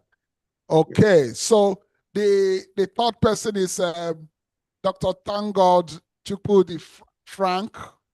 He's a medical doctor and currently the director of the Department of Environmental and Occupational Health and Safety Services at the Rivers State Primary Health Care Board, where he supervises the work of environmental health officers. Dr. Frank, are you there? Can you confirm that you are there and you can hear us? Professor Frank? Dr. Frank? And then we also have Professor Kelechi Okonta, a professor of cardiothoracic surgery. In fact, I used to call him that. I used to call him the only public health surgeon in the country. He also be joining us as one of the panel discussants. Is Professor Hyman back? Okay, I'm sure. And Dr. Frank? Dr. Frank? Okay, so when they join you inform us. So we can start with Professor Samir. Can you make your opening remark before we go into the question and answer section? Hello, sir. Okay. Yes. Okay. Thank you very much, Professor Best, and the team. I will want to rely on the existing protocol for the sake of time. I also want to start by making the correction that I am the immediate past president of the Nigerian Society of Nematologists and not the present one. Okay, sir.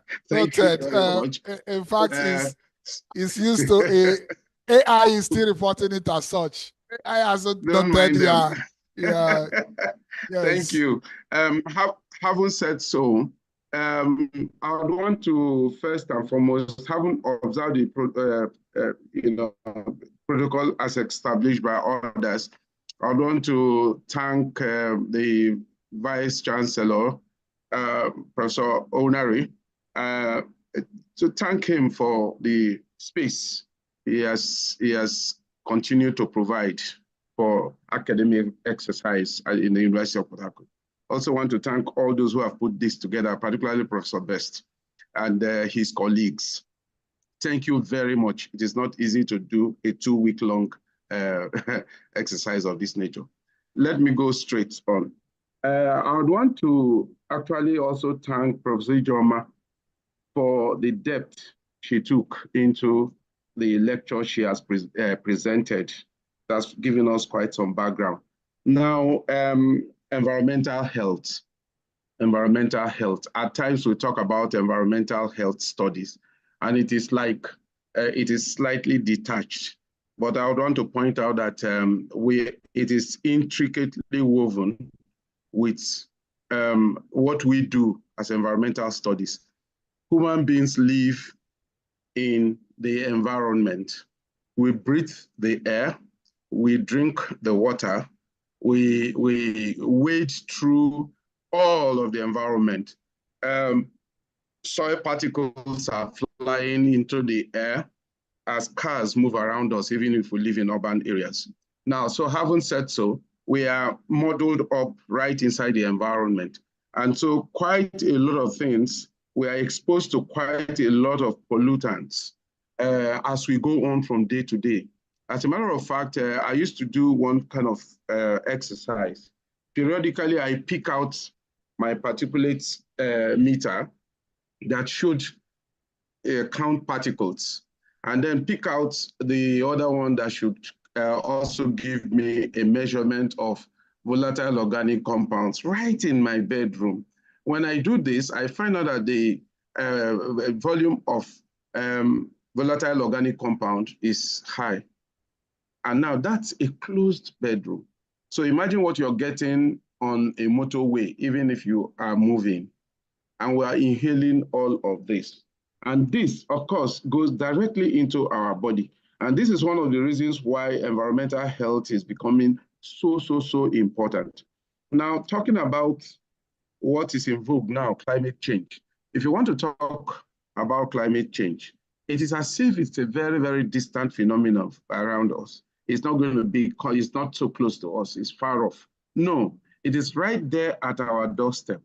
Can we imagine the kind of flood we got a few years back, where the East-West Road was submerged, where sections of River State were completely submerged?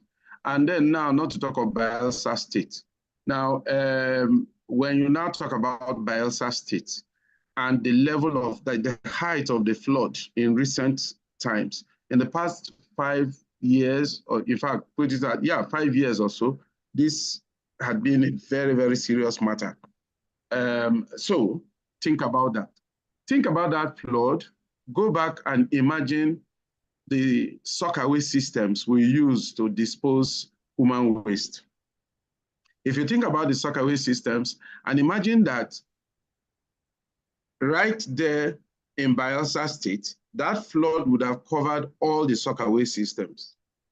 And so air vent systems from these sockaway systems are underwater. That will mean that what we think we have secured, the human waste we think we have secured, right? Because of the flood, all of that has mixed up and muddled up. I know of houses that still use these dugout wells. When such rainfall, it covers the wells. And then by the time the flood recedes, we want to come back and start thinking and talking about, build a well, fresh water. In fact, people forget about it after 1 or 2 weeks when the flood recedes, and then they turn around, they go back to that same water. Is that okay? Now, that is an aspect of it which we want to find solution to. And recently I've been thinking about it. Now, new housing estates are busy, sprouting up here and there. Right here around us in River State, in Port Harcourt, around Port Harcourt, you have new housing estates. They give it fantastic names and they cost so much. But where are the waste produced by these houses? Where are they ending up? Is it still the same sockaway style? We build, dig the ground, have a returning chamber, have an overflow, and a seepage system and all that. That level of biodegradation cannot serve anymore, because before we go through the waste to go through the process of biodegradation, already one flood from somewhere, you find out that groundwater levels have become higher than what we used to know. So how deep are you actually digging your boreholes? And even if you dig it so deep, so what are the chances that they are not being contaminated? So this brings us to the question of how do we change all of this? How do we adapt to flooding when it comes to water contamination, groundwater contamination, and our survival as a people? Okay, I will not be surprised. Sorry, sir. Go on. But we'll come back to you. I don't have an idea of time, please. No, it's all right. We'll come back to you, sir. Okay. You just made your opening remarks. Well, you are okay. Thank you. Okay. Thank you, sir. Thank you, sir. So I understand that Professor Elijah Ohamed is here, has joined us, rejoined. Prof, can you unmute? Is it? What of Dr. Frank? Dr. Frank, can you unmute?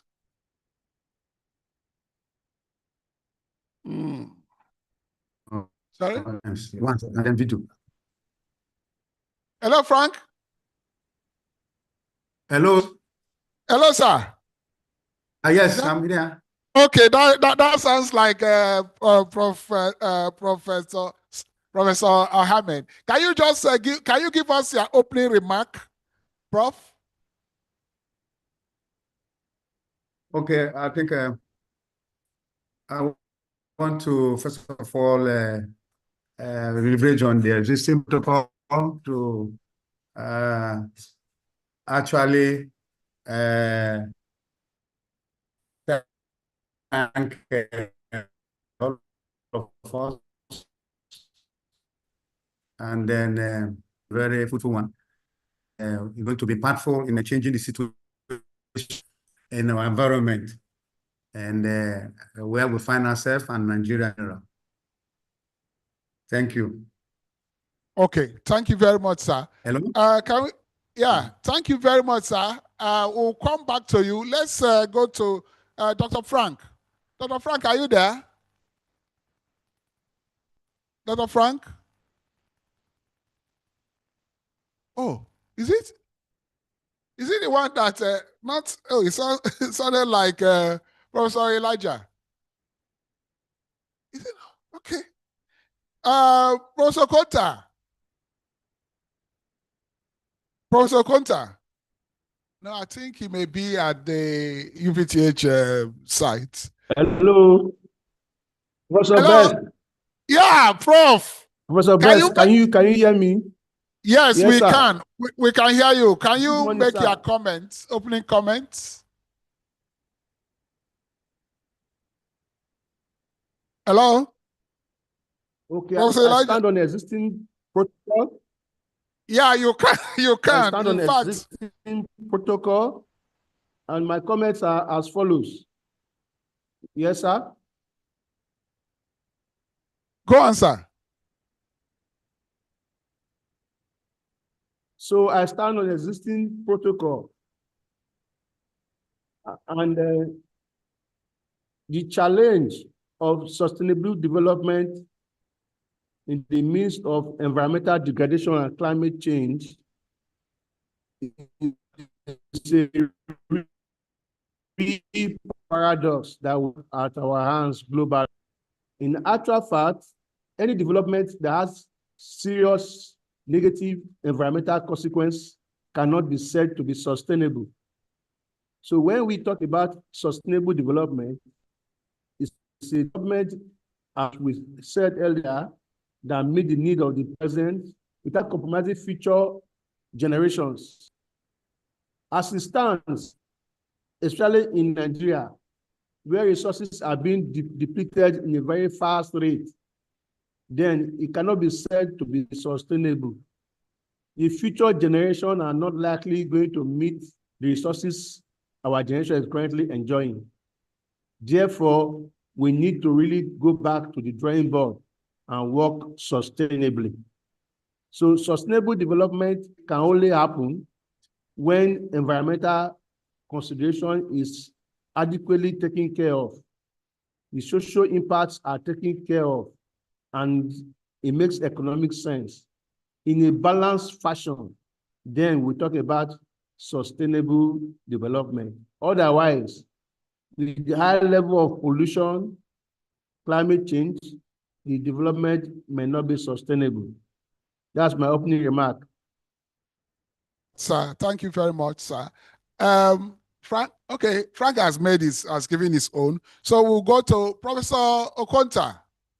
Hello, Okonta. Hello, Okonta. I'm sure you are somewhere in the UPTH site. Can you, is it possible to highlight? Let's just see if Professor Okonta is there. Hello, Professor Okonta.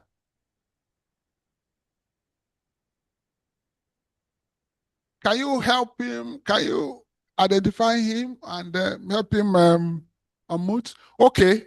While we wait for Professor Okonta, so we can start with Professor Professor Semie, hello, sir. Yes. Let's come back to you. You know, Yes, sir. you're an expert in fisheries. Not really fisheries alone. I know. No. You are Somehow. I am an ecologist. Yes, you are I'm an ecologist. multi-talented. I'm a nematologist. Yes. Yes. Thank you very I was much. just that the level of pollution has actually literally wiped off the fish stock in the Niger Delta. Do you have any way? Are there ways we can restore the fish resources? Because if we are talking about sustainable development, probably the best way of achieving that is to ensure that people can still earn livelihood through fishing, just as their fathers and grandfathers did. How is it possible? How can we achieve that? Yes. Okay. Yes. As a matter of fact, you are very correct. Oysters, what you call periwinkle, oysters, name it. All of those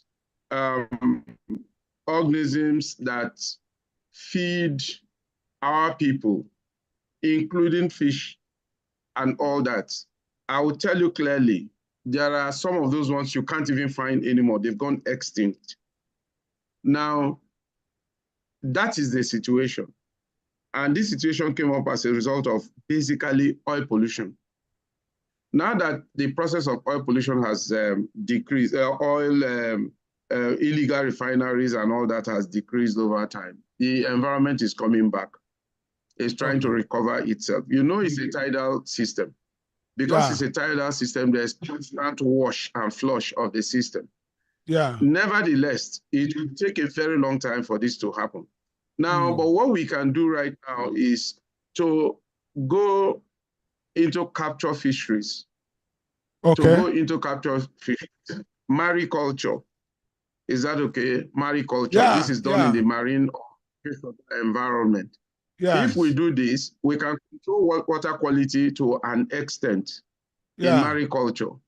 And then also create breeding grounds, you know, by stocking either from the wild directly or introducing juveniles in one way or the other. Yeah. But because we are controlling the water in capture fisheries, we have that opportunity of controlling water in capture fisheries and also control the process, the ecological processes to an extent. It will not be easy for us to have a protected system for these organisms to be able to survive to the extent that we cannot release them back into the wild, or they can even grow out of themselves. This is one way we can take care of our fishery stock. When I mean fisheries, now I'm not talking about fin fish alone.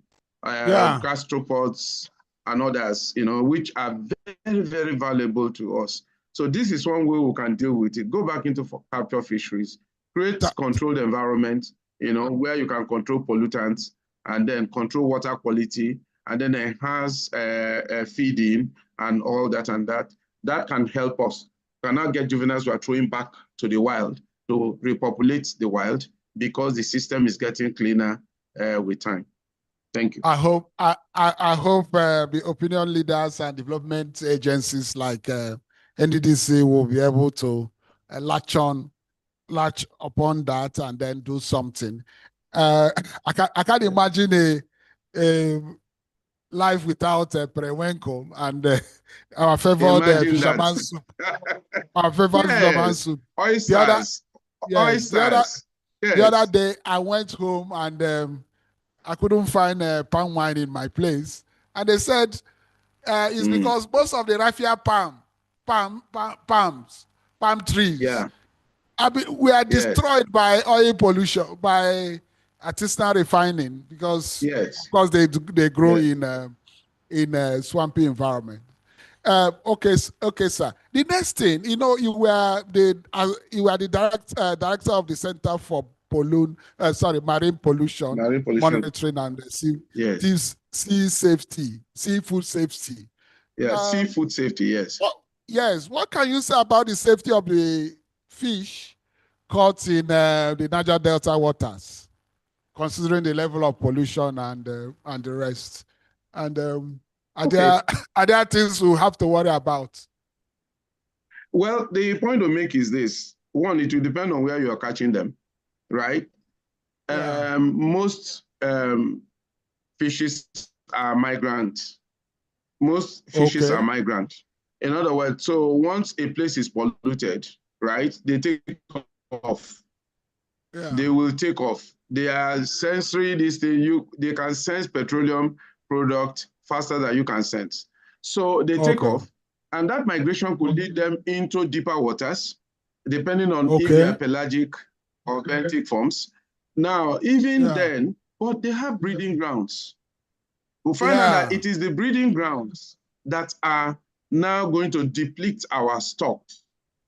You understand? Because there are fishes that migrate into the creeks, into fresh water to breed, right? Lay their eggs there, the young ones come up. As the young ones grow up, they migrate back into the sea and go all the way back. They can go into the ocean. So you also have the ones that leave the freshwater system and go back into the salty system, right? The brackish water, then high salinity waters to go and breed.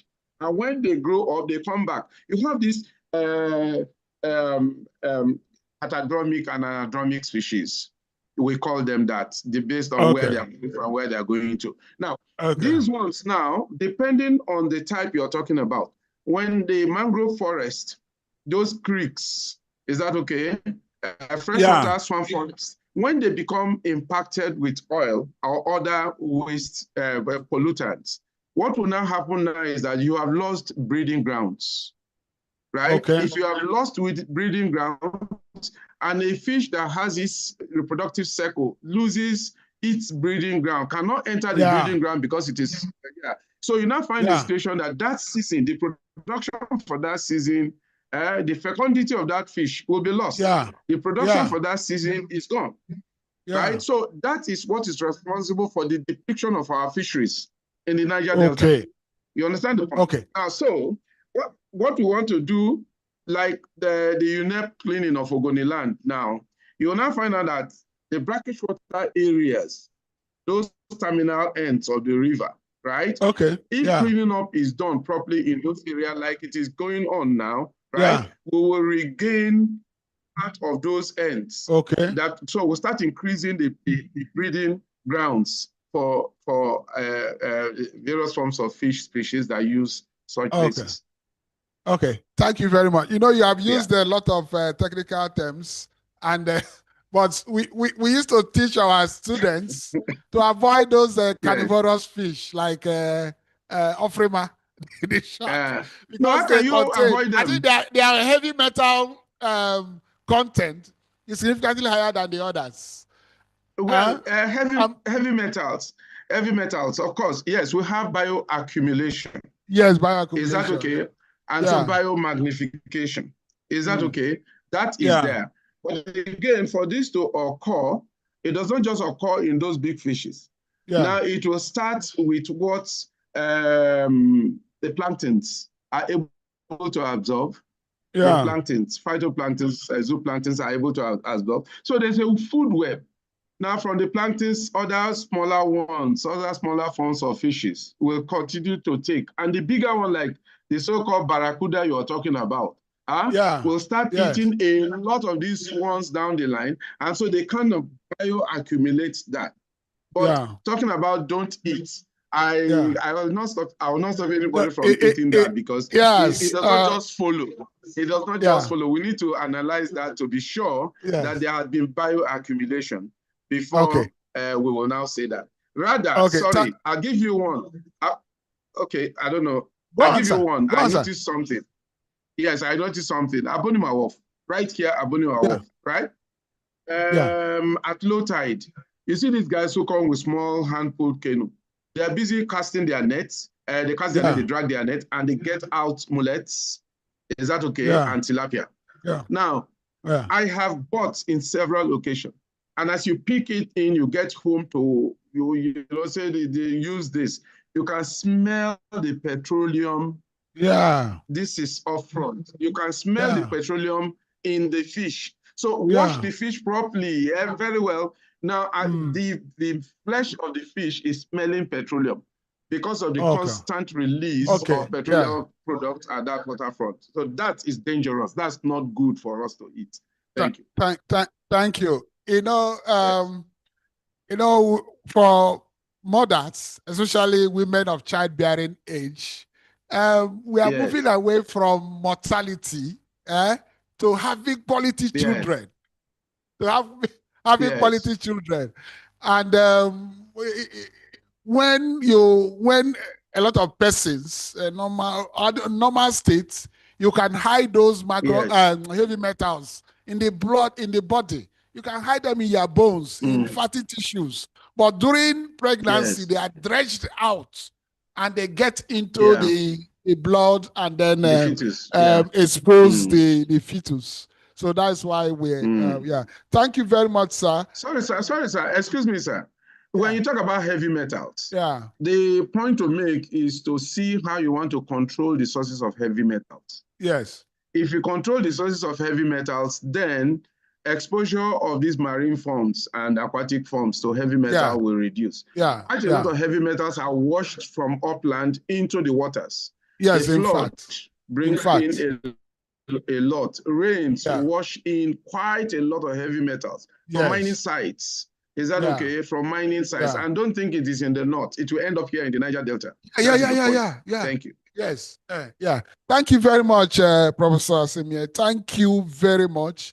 So we can go to Professor Elijah. Hello, sir. Are you there, sir? Professor Hammond? Oh, he has. Dr. Frank. Hello? Dr. Frank, are you there? Dr. Frank? Oh, yes. Thank you. Dr. Frank is here. Good day, sir. Welcome, sir. Good day. Yeah, welcome. Can you tell us, as the director of Environmental Occupational Health and Safety Services, can you tell us about environmental sanitation activities in the state? I'm sure that you are directly responsible through the environmental health officers. Thank you very much. The environmental sanitation is a very broad thing, and environmental sanitation is making sure that our environment receives this quality situation it's supposed to have, and then it doesn't going to be deleterious to the effect of human being and the environment. So keep it in that kind of sanctity and quality is very important for the, in terms of also what we're talking about, environmental sustainability and sustainability development. So we in the state here, environmental sanitation is a very key to us. And we have environmental officers who are saddled with this responsibility in the 23 local government area of the state. And then they actually ensure that from the community face to the city, they ensure that the environment are kept clean through enforcement of the environmental health laws and instant public health regulations as concerns the state and the nation. Ideally, in terms of cleanliness, we start from the community level. People engage the community to make sure that the community, living up to expectation in terms of keeping their surrounding clean, and then making sure they living in a very good condition and avoiding water pollution, avoiding a lot of waste issues, and so on and so forth, including open defecation, which we are actually interested to ensure that our people do not by this year, because this is the target year by United States to make sure to end open defecation in this this thing. No, this is the 2025. So we are actually ensuring that we engage the communities all over the state to ensure that these practices, which are very inimical to health, will not continue. Especially, but because we are having cases of disease, waterborne diseases that are very key. Like in Andoni, recently we have been having cases of cholera and so on. And then we have been intervening with the disease control services to ensure that those things do not happen because of the nature of their terrain and water services that are prone to that. So we have very active in that area, and including the state to make sure that enforce that waste situations are kept. In environmental health, there are many prongs to it. We are concerned making sure that residential homes and industries, take care of their waste, and they bag them, and then they take them to the public domain. And after that, it is the duty of the municipal waste agent to take it from there and then continue the waste management issues. So we are trying.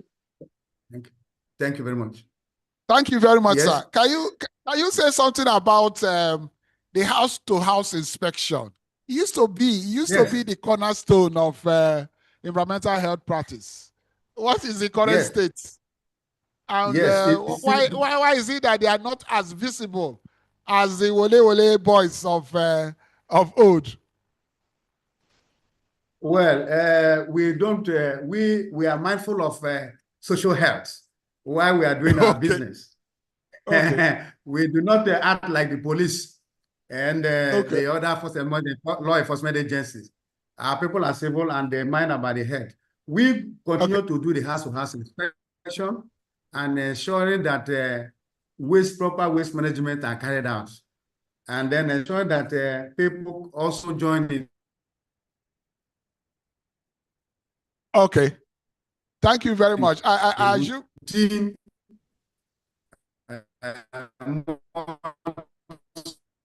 Of the one of these have actually been reduced. That's because of the activities of the environmental health officers. We are still going from house to house, ensuring that people, imbibe the habit of, proper waste disposal, making sure that they have where they put their package, their waste, and waste bins, and so on, and then teach them the rudiments of how to, do simple waste segregations, and avoiding shafts and so on, and packaging them, and leaving biodegradable waste, separating them from non-biodegradable waste for proper disposal. Okay. Thank you very much. I don't know. In the beginning was those environmental health officers working with medical officers of health. Now we have other agencies like Rewama. What is the relationship between Rewama and the primary health care board, the environmental health unit of the primary health care board, especially at the rural areas or at the local government headquarters? What is the relationship, particularly in the area of waste management? All right. What prevails in the metropolis or the state capitals and the cities, or let's say to say the headquarters, and it's not the same thing at the rural area. Now, at the rural areas, we take complete responsibility. Okay. Because it is the duty of the medical officer of health and the environment to ensure that waste are properly managed and disposed in collaboration with the local government authorities. But in the state here, at the municipal level, it is actually we practice our professional role, making sure that at residential places we take care of the waste, and at the industrial places and factories. Until that is done and taken to the public domain, it's no longer our work. Once it gets to the public domain, it is the duty of the River State Waste Management Agency to handle that. And then also, don't forget that we also have Ministry of Environment. Ministry of Environment. I was coming to that. I was coming to that. What is the kind of relationship you have with Ministry of Environment? Yes, we only are trying to achieve suppose, but we are separated. Even though you might have studied all concerning environmental health and institution, that's a different thing. You have to work according to your job description based on the prescription job description of your why you work. So in environmental management, environmental waste issues like dumping of heavy waste, marine pollutions, and going to sand reclamation land and so on to manage all those big issues. But here we are talking about regulated premises. We're talking about getting the waste done and assembled in a proper way before it gets to the public. And then thereafter, it is the waste management officers at the WAMA and so on to able to go. So we do collaborative work, but we also know our domains. Okay. Thank you very much. Let me finally talk about the hazardous wastes, the ones that are different from the municipal. Are you in charge? Are you responsible for the management of hazardous wastes, including healthcare wastes that are generated from even facilities, primary healthcare centers, or that under the primary healthcare board? No, we do not actually respond for the regulation of sanitation and other things that concerns. There's an instant law that controlled by the Ministry of Health, medical facilities beyond above care. Every primary healthcare centers in the state, primary healthcare centers, we, especially the public health ones, and where our focus is. But those ones that is not primary healthcare, it is not their duty. It's the duty of the Ministry of Health to ensure that they regulate them and they monitor them so that they back their waste, medical waste, and other wastes that are very, to make sure that they are properly taken care of and disposed accordingly. But in the other lower forms, we're able to take care of that. And then we report other cases that we see because our people are over there who have the most populated number of staff. And then we are the one who actually notify them when we see issues that concerns biohazardous waste that are related to this secondary and tertiary institutions. We are responsible for those ones. Okay, thank you very much, sir. Anyway, I was just wondering, since the primary healthcare board is in charge of the primary healthcare centers, and then primary healthcare centers, and of course you are part of the primary healthcare board, and the primary healthcare centers, they generate this healthcare waste. I understand that UNICEF and other WHO and other funders of immunization services, there was a time they started these bundled packages in which they extended their funding to the management of healthcare wastes. Would it be better to insist to also look at healthcare waste management of the primary healthcare centers, especially as this is under you? Yes, we are actually responsible for that medical waste. What we do in this state, we have some, the board that procures some incinerators, and we have two sites incinerators, now. And all those shafts and other waste are collected from the health center and taken to these incinerators. And they are properly, you have modern incinerators, double chamber incinerators, and located in three places in the state. And we are trying to increase our visit to make sure that we locate each one in each of the senatorial districts to avoid people transporting their waste to various across the state. So that they will minimize this transportation, because moving hazardous waste from one extreme end of one local government to the Port Harcourt city is going to be a challenge. So for now, we are handling that with the collaboration of partners. But we actually are into it, and I'm sure that all our waste are taken care of, which are, biohazardous waste and generated from us.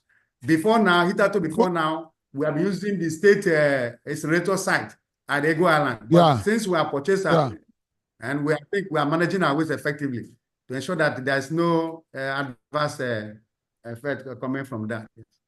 I think it's good to hear, considering the fact that even during the colonial period,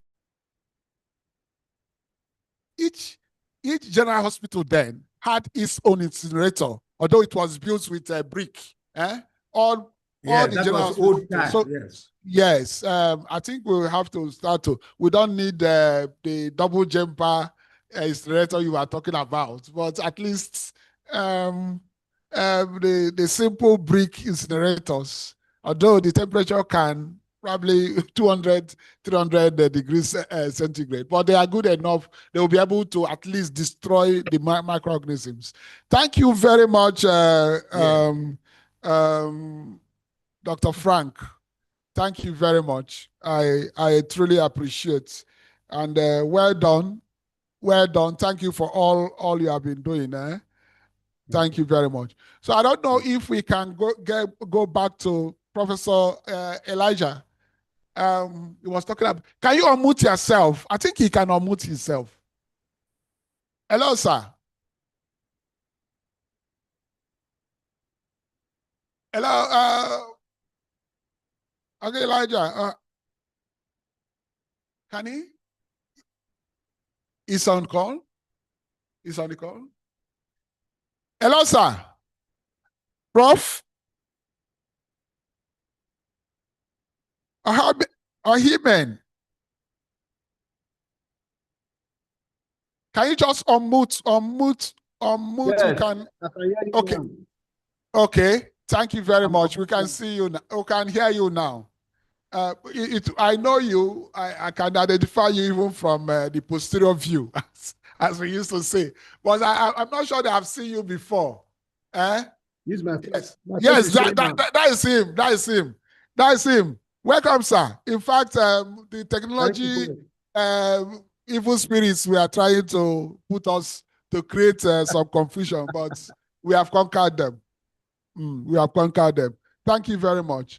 Of course, you are experts in, you did a lot of studies on mangrove. And we know that the oil pollution has destroyed a lot of the mangrove forests of the Niger Delta. Can you tell us the possible ways of restoring them? Considering the fact that they are also breeding grounds of a lot of our fish stock. What are the ways? How can we restore these our mangroves? Hello, sir.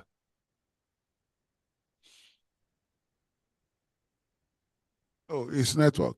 It's degraded, first of all, as a major first step. Can you? Oh. Because the pollution of the mangroves is still destroying them.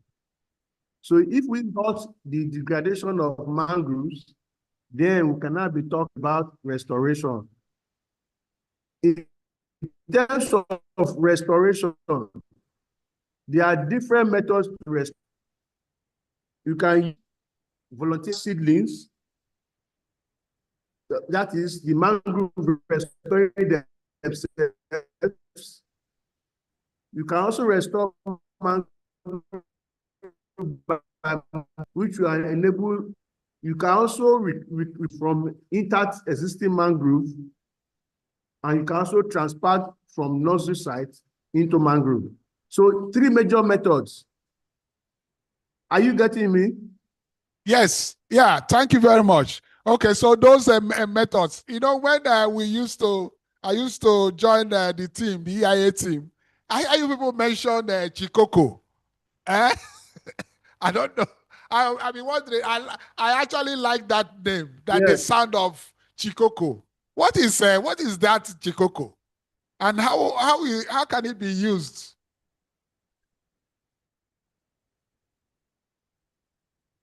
Hello, sir. Chikoko is a graded. Yes, sir, I can hear you. Chikoko is a partly degraded biomass in mangrove soil. It has some biomass in it. They call it the AT. It's a soil that is rich in organic matter. They generate energy from it. It's a partly degraded mangrove incorporated into soil, and that is kind of most of the red mangroves. And it acts as a carbon sequestration site. So if the Chikoko is preserved, mangrove have capacity to store lots of carbon that will help fight against climate change, performing a useful as agent to sequester carbon in the soil. They consist of partly degraded organic matter, especially the roots of mangrove. Okay, thank you very much. It's a soil, and it's characteristic of the mangrove. Okay, thank you very much. I think yeah, your network is not that great, but it's all right. You know, I'm sure that you are, of course, as a specialist in environmental microbiology, I'm sure that you can tell us, especially the students. You know, each time I also join you people, I'll be hearing bentos. In fact, when we received the accreditation team of our postgraduate medical college, and she was talking about environmental health, she was talking about E. coli, and I was whispering, it is only E. coli you know in environmental health. Have you heard of bentos? I'm sure that they haven't heard. You can only hear of bentos when you work in the EIA team. Can you tell us a little about the bentos, especially the role it plays in restoring the environment after a pollution? I'm sure that the students will be listening. Yes, by definition, bentos, the sediment is another name for bentos, which is the ecosystem under the water. So zoologists or hydrobiologists typically study benthic invertebrates, which they call microbiologists. We study the bentos to know about the bacteria that are dwelling in those sediments. And those bacteria are very important in biogeochemical cycling. And those bacteria are mostly anaerobes. And so when, for example, if there's an oil spill, the oil gets to the sediment, it is those bacteria that are in the sediment that oil. So hydrocarbon biodegradation in sediment can be slow because degradation occurs in aerobic environment. Only some specialized microorganisms are able to degrade oil in an anaerobic environment. So the bentos is a mixture of benthic invertebrates, microorganisms, and their sedimentary environment, all put together as what is regarded as bentos. Okay, thank you very much. Thank you very much, Professor Elijah Ohamen. So I don't know if we can still find Professor Konta. Professor Konta, Professor of Cardiothoracic Surgery. I don't know if you can hear us. Can you mute wherever you are? Can you mute? Professor Konta, can you unmute? Sorry. Oh, Professor Konta, not will be a very big miss.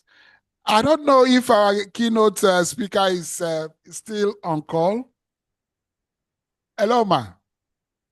Are you still on call? Let me ask for a little advice, especially with how do we incorporate, ensure that we have the human health impact assessment studies. How do we ensure that they are firmly incorporated in EIA studies in Nigeria?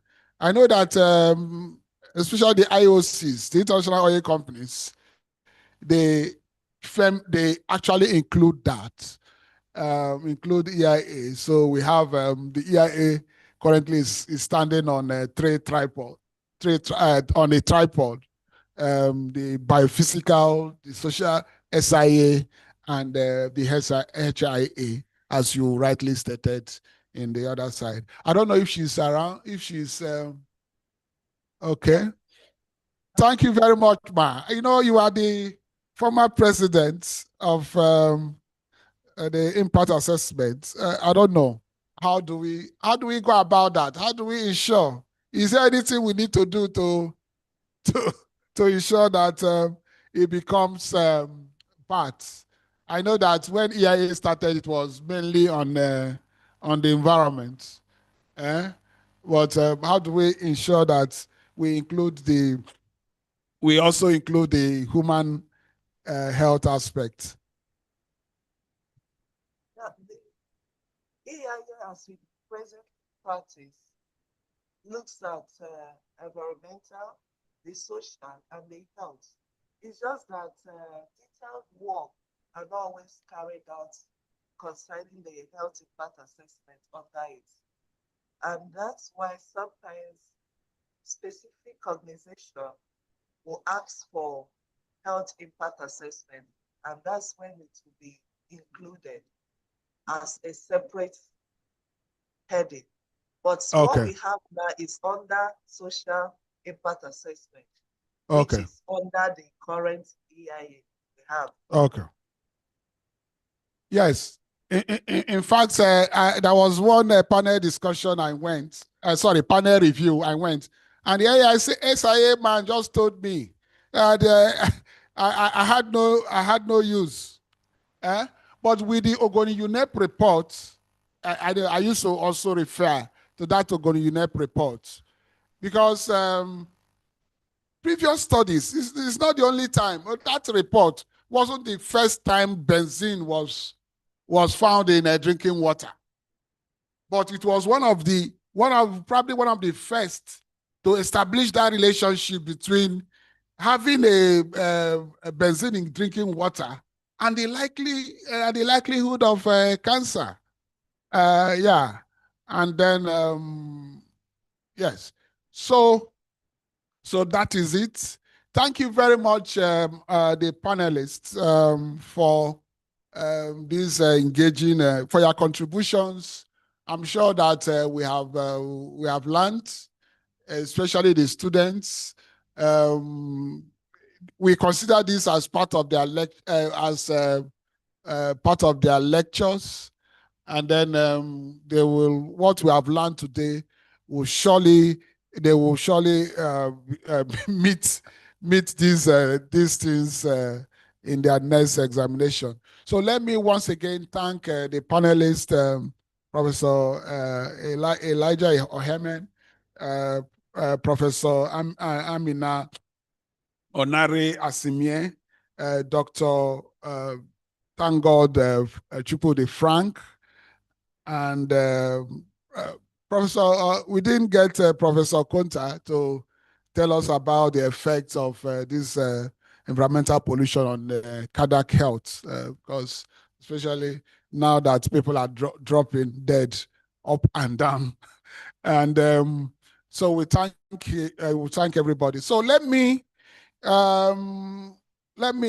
quickly take the vote of thanks. The vote of thanks. So I take the vote. I can take the vote of thanks. Let me thank, first of all, the Vice Chancellor of our university for the enablement and for everything he has done for the School of Public Health. And then the chairman of the day, Professor Professor Prim's mom was unavoidably absent, but he contributed his star power in ensuring that we get the wonderful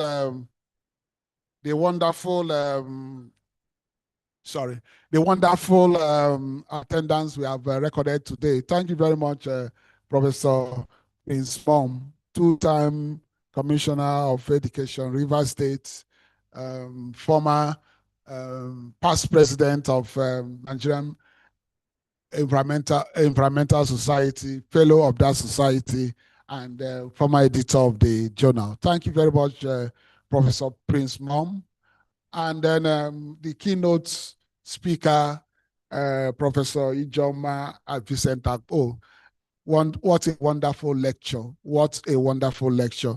Thank you very much. I'm sure that you are going to make the lecture slides available. And if you give us the permission to put the lecture on our website, because we need to make that available. Already we have adopted it as our lecture material for our students. So students, they will have it and they will be tested on it. Thank you very much, Ma. Thank you very, very much, Ma, for the lecture, for the wonderful lecture. And then the panel discussants, Professor Elijah Ohemen, a wonderful friend, and yes, a wonderful friend. We have done a lot of, we have been in a lot of EIA teams, and then even for technical reviews. Thank you very much. Thank you very much. What a wonderful, very intelligent, and I like the fact that he's able to apply. He's able to apply.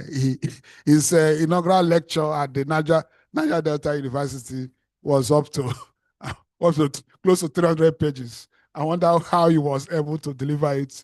You have to share that secret with us. Then the multi-talented Professor Amina, yes.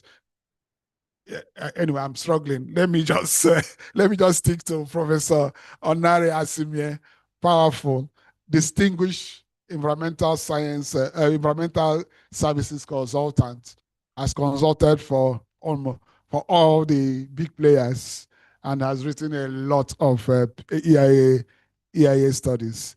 Professor of Natural Resource Conservation. Thank you for the input, the insights you provided, especially in reinflating our economy, the Niger Delta, the fishery stock in the Niger Delta, because that is the only way. That is the only way to keep these communities working. We don't want to have abandoned communities in Rivers State. The only way is what you have suggested. Let's get the fish stock back so that people can go to those riverine communities and earn a living, earn a decent living. Thank you very much, sir. Thank you very much, sir. Dr. Frank, thank God, Frank, medical doctor, I must stress, and the Director, Environmental Health Services, Environmental and Occupational Health Services. Thank you very much for the wonderful insights. And it is good to know that some of those things, some of the things of the past, like house-to-house inspection and the rest are still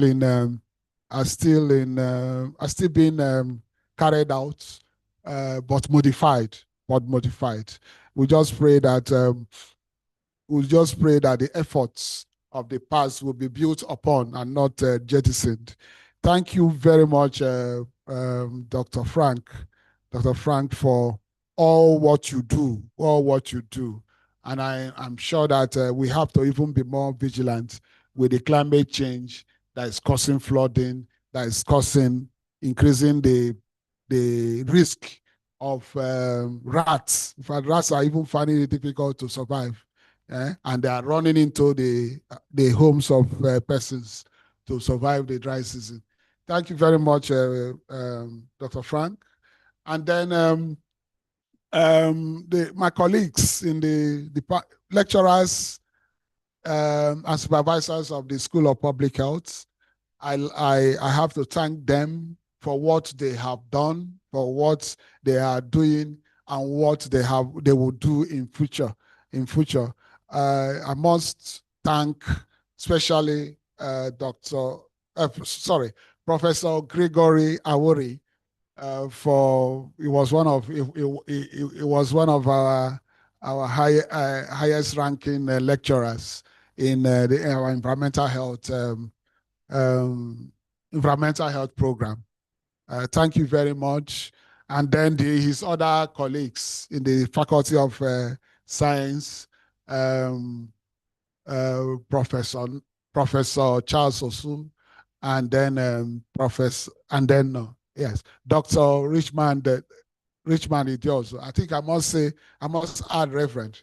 A classmate at Baptist High School, and a minister, a church, a reverend, and a clergy of the Anglican Church. Thank you very much. I'm sure that I need to really thank him, because even when I miss church service, I will go to his house and he will give me Holy Communion. So which means that we are not going to miss heaven, even as we skip church service to do the work of the School of Public Health. My colleagues in the Department of Preventive and Social Medicine, they loaned me to the School of Public Health, and hopefully my work is anyway. We hope to see one day, probably next year. Yes, next year. Thank you very much for keeping services both in the hospital and in the university going. Yes, thank you very much. My Deputy Director, Professor Charles Tobin West, thank you very much for everything. Dr. Alabere, thank you. Our Provost Marshal, thank you for everything. Dr. Moore, our other colleagues in the School of Public Health, students, and then the admin staff, the admin secretary, and the faculty officer who has been working tirelessly behind the scene to make sure that everything is in order. Thank you, everybody. Thank you all. So we are going to end here now, and then resume by 4 with the scientific section. Yes, scientific section, please, by 4. I think the list is out. We just hope, although it's about 14 or so, or 15, we just pray that we'll be able to take all of them. Thank you very much. So we are going to close now. Professor Konta is not still, I don't know if he's still around to give us the closing remark. If he's not around, then we'll take the closing formalities, starting with the items. We'll start with the University of Port Harcourt item, and then the university, and then the national item. Did I miss that? Oh, sorry. Sorry. Let's take his remark. Professor Okonta. Sorry, yes, thank you so much. It has been a wonderful session, and I believe the knowledge gained from this gathering will help us tremendously. And I must commend the director and his team. People have coordinated this thing very fantastic way. And the presenter, the panelists, people did a great job. I wish that we use the knowledge gathered from this meeting or conference to make our lives better. Thank you. And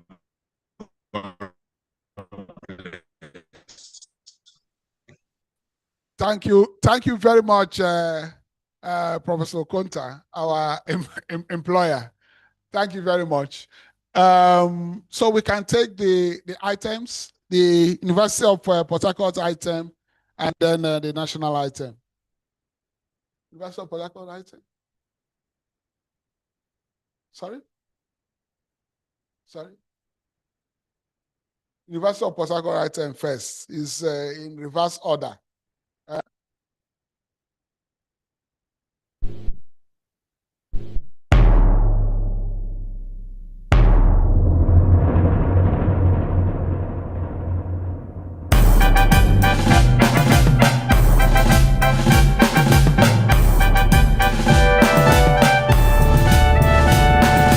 On the green lowlands and swampy plains of the New Calabar River stands the University of Port Harcourt, a citadel of learning and excellent education, a home of academic enthusiasts, searching for knowledge and wisdom, enlightenment and self-reliance on mission.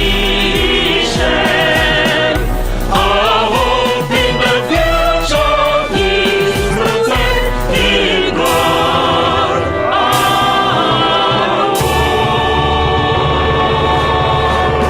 The vision of our fathers shining in the stars, opportunities unlimited and equal.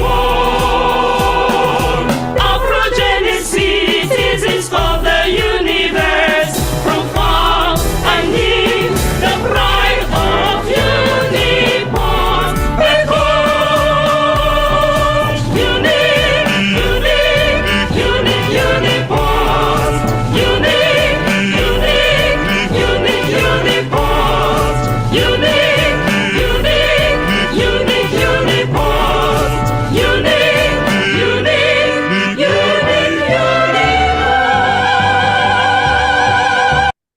National item, please.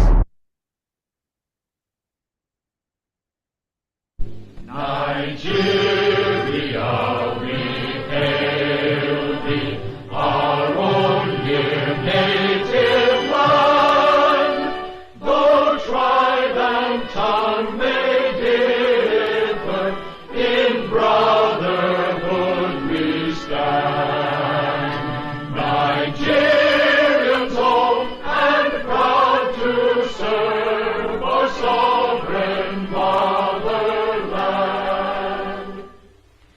Our flag shall be a symbol that truth and justice reign.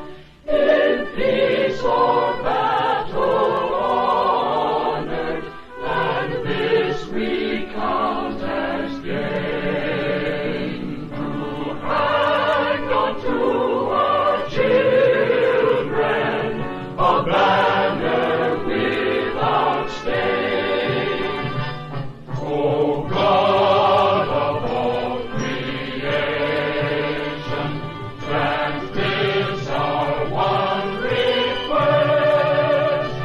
Help us to build a nation where no man is oppressed, and so with peace and plenty, Nigeria may be blessed. Thank you very much. So we are going to end here and reconvene by 4 p.m. for the presentation of abstracts. Thank you very much, and may you have the best of the rest of the day. Thank you.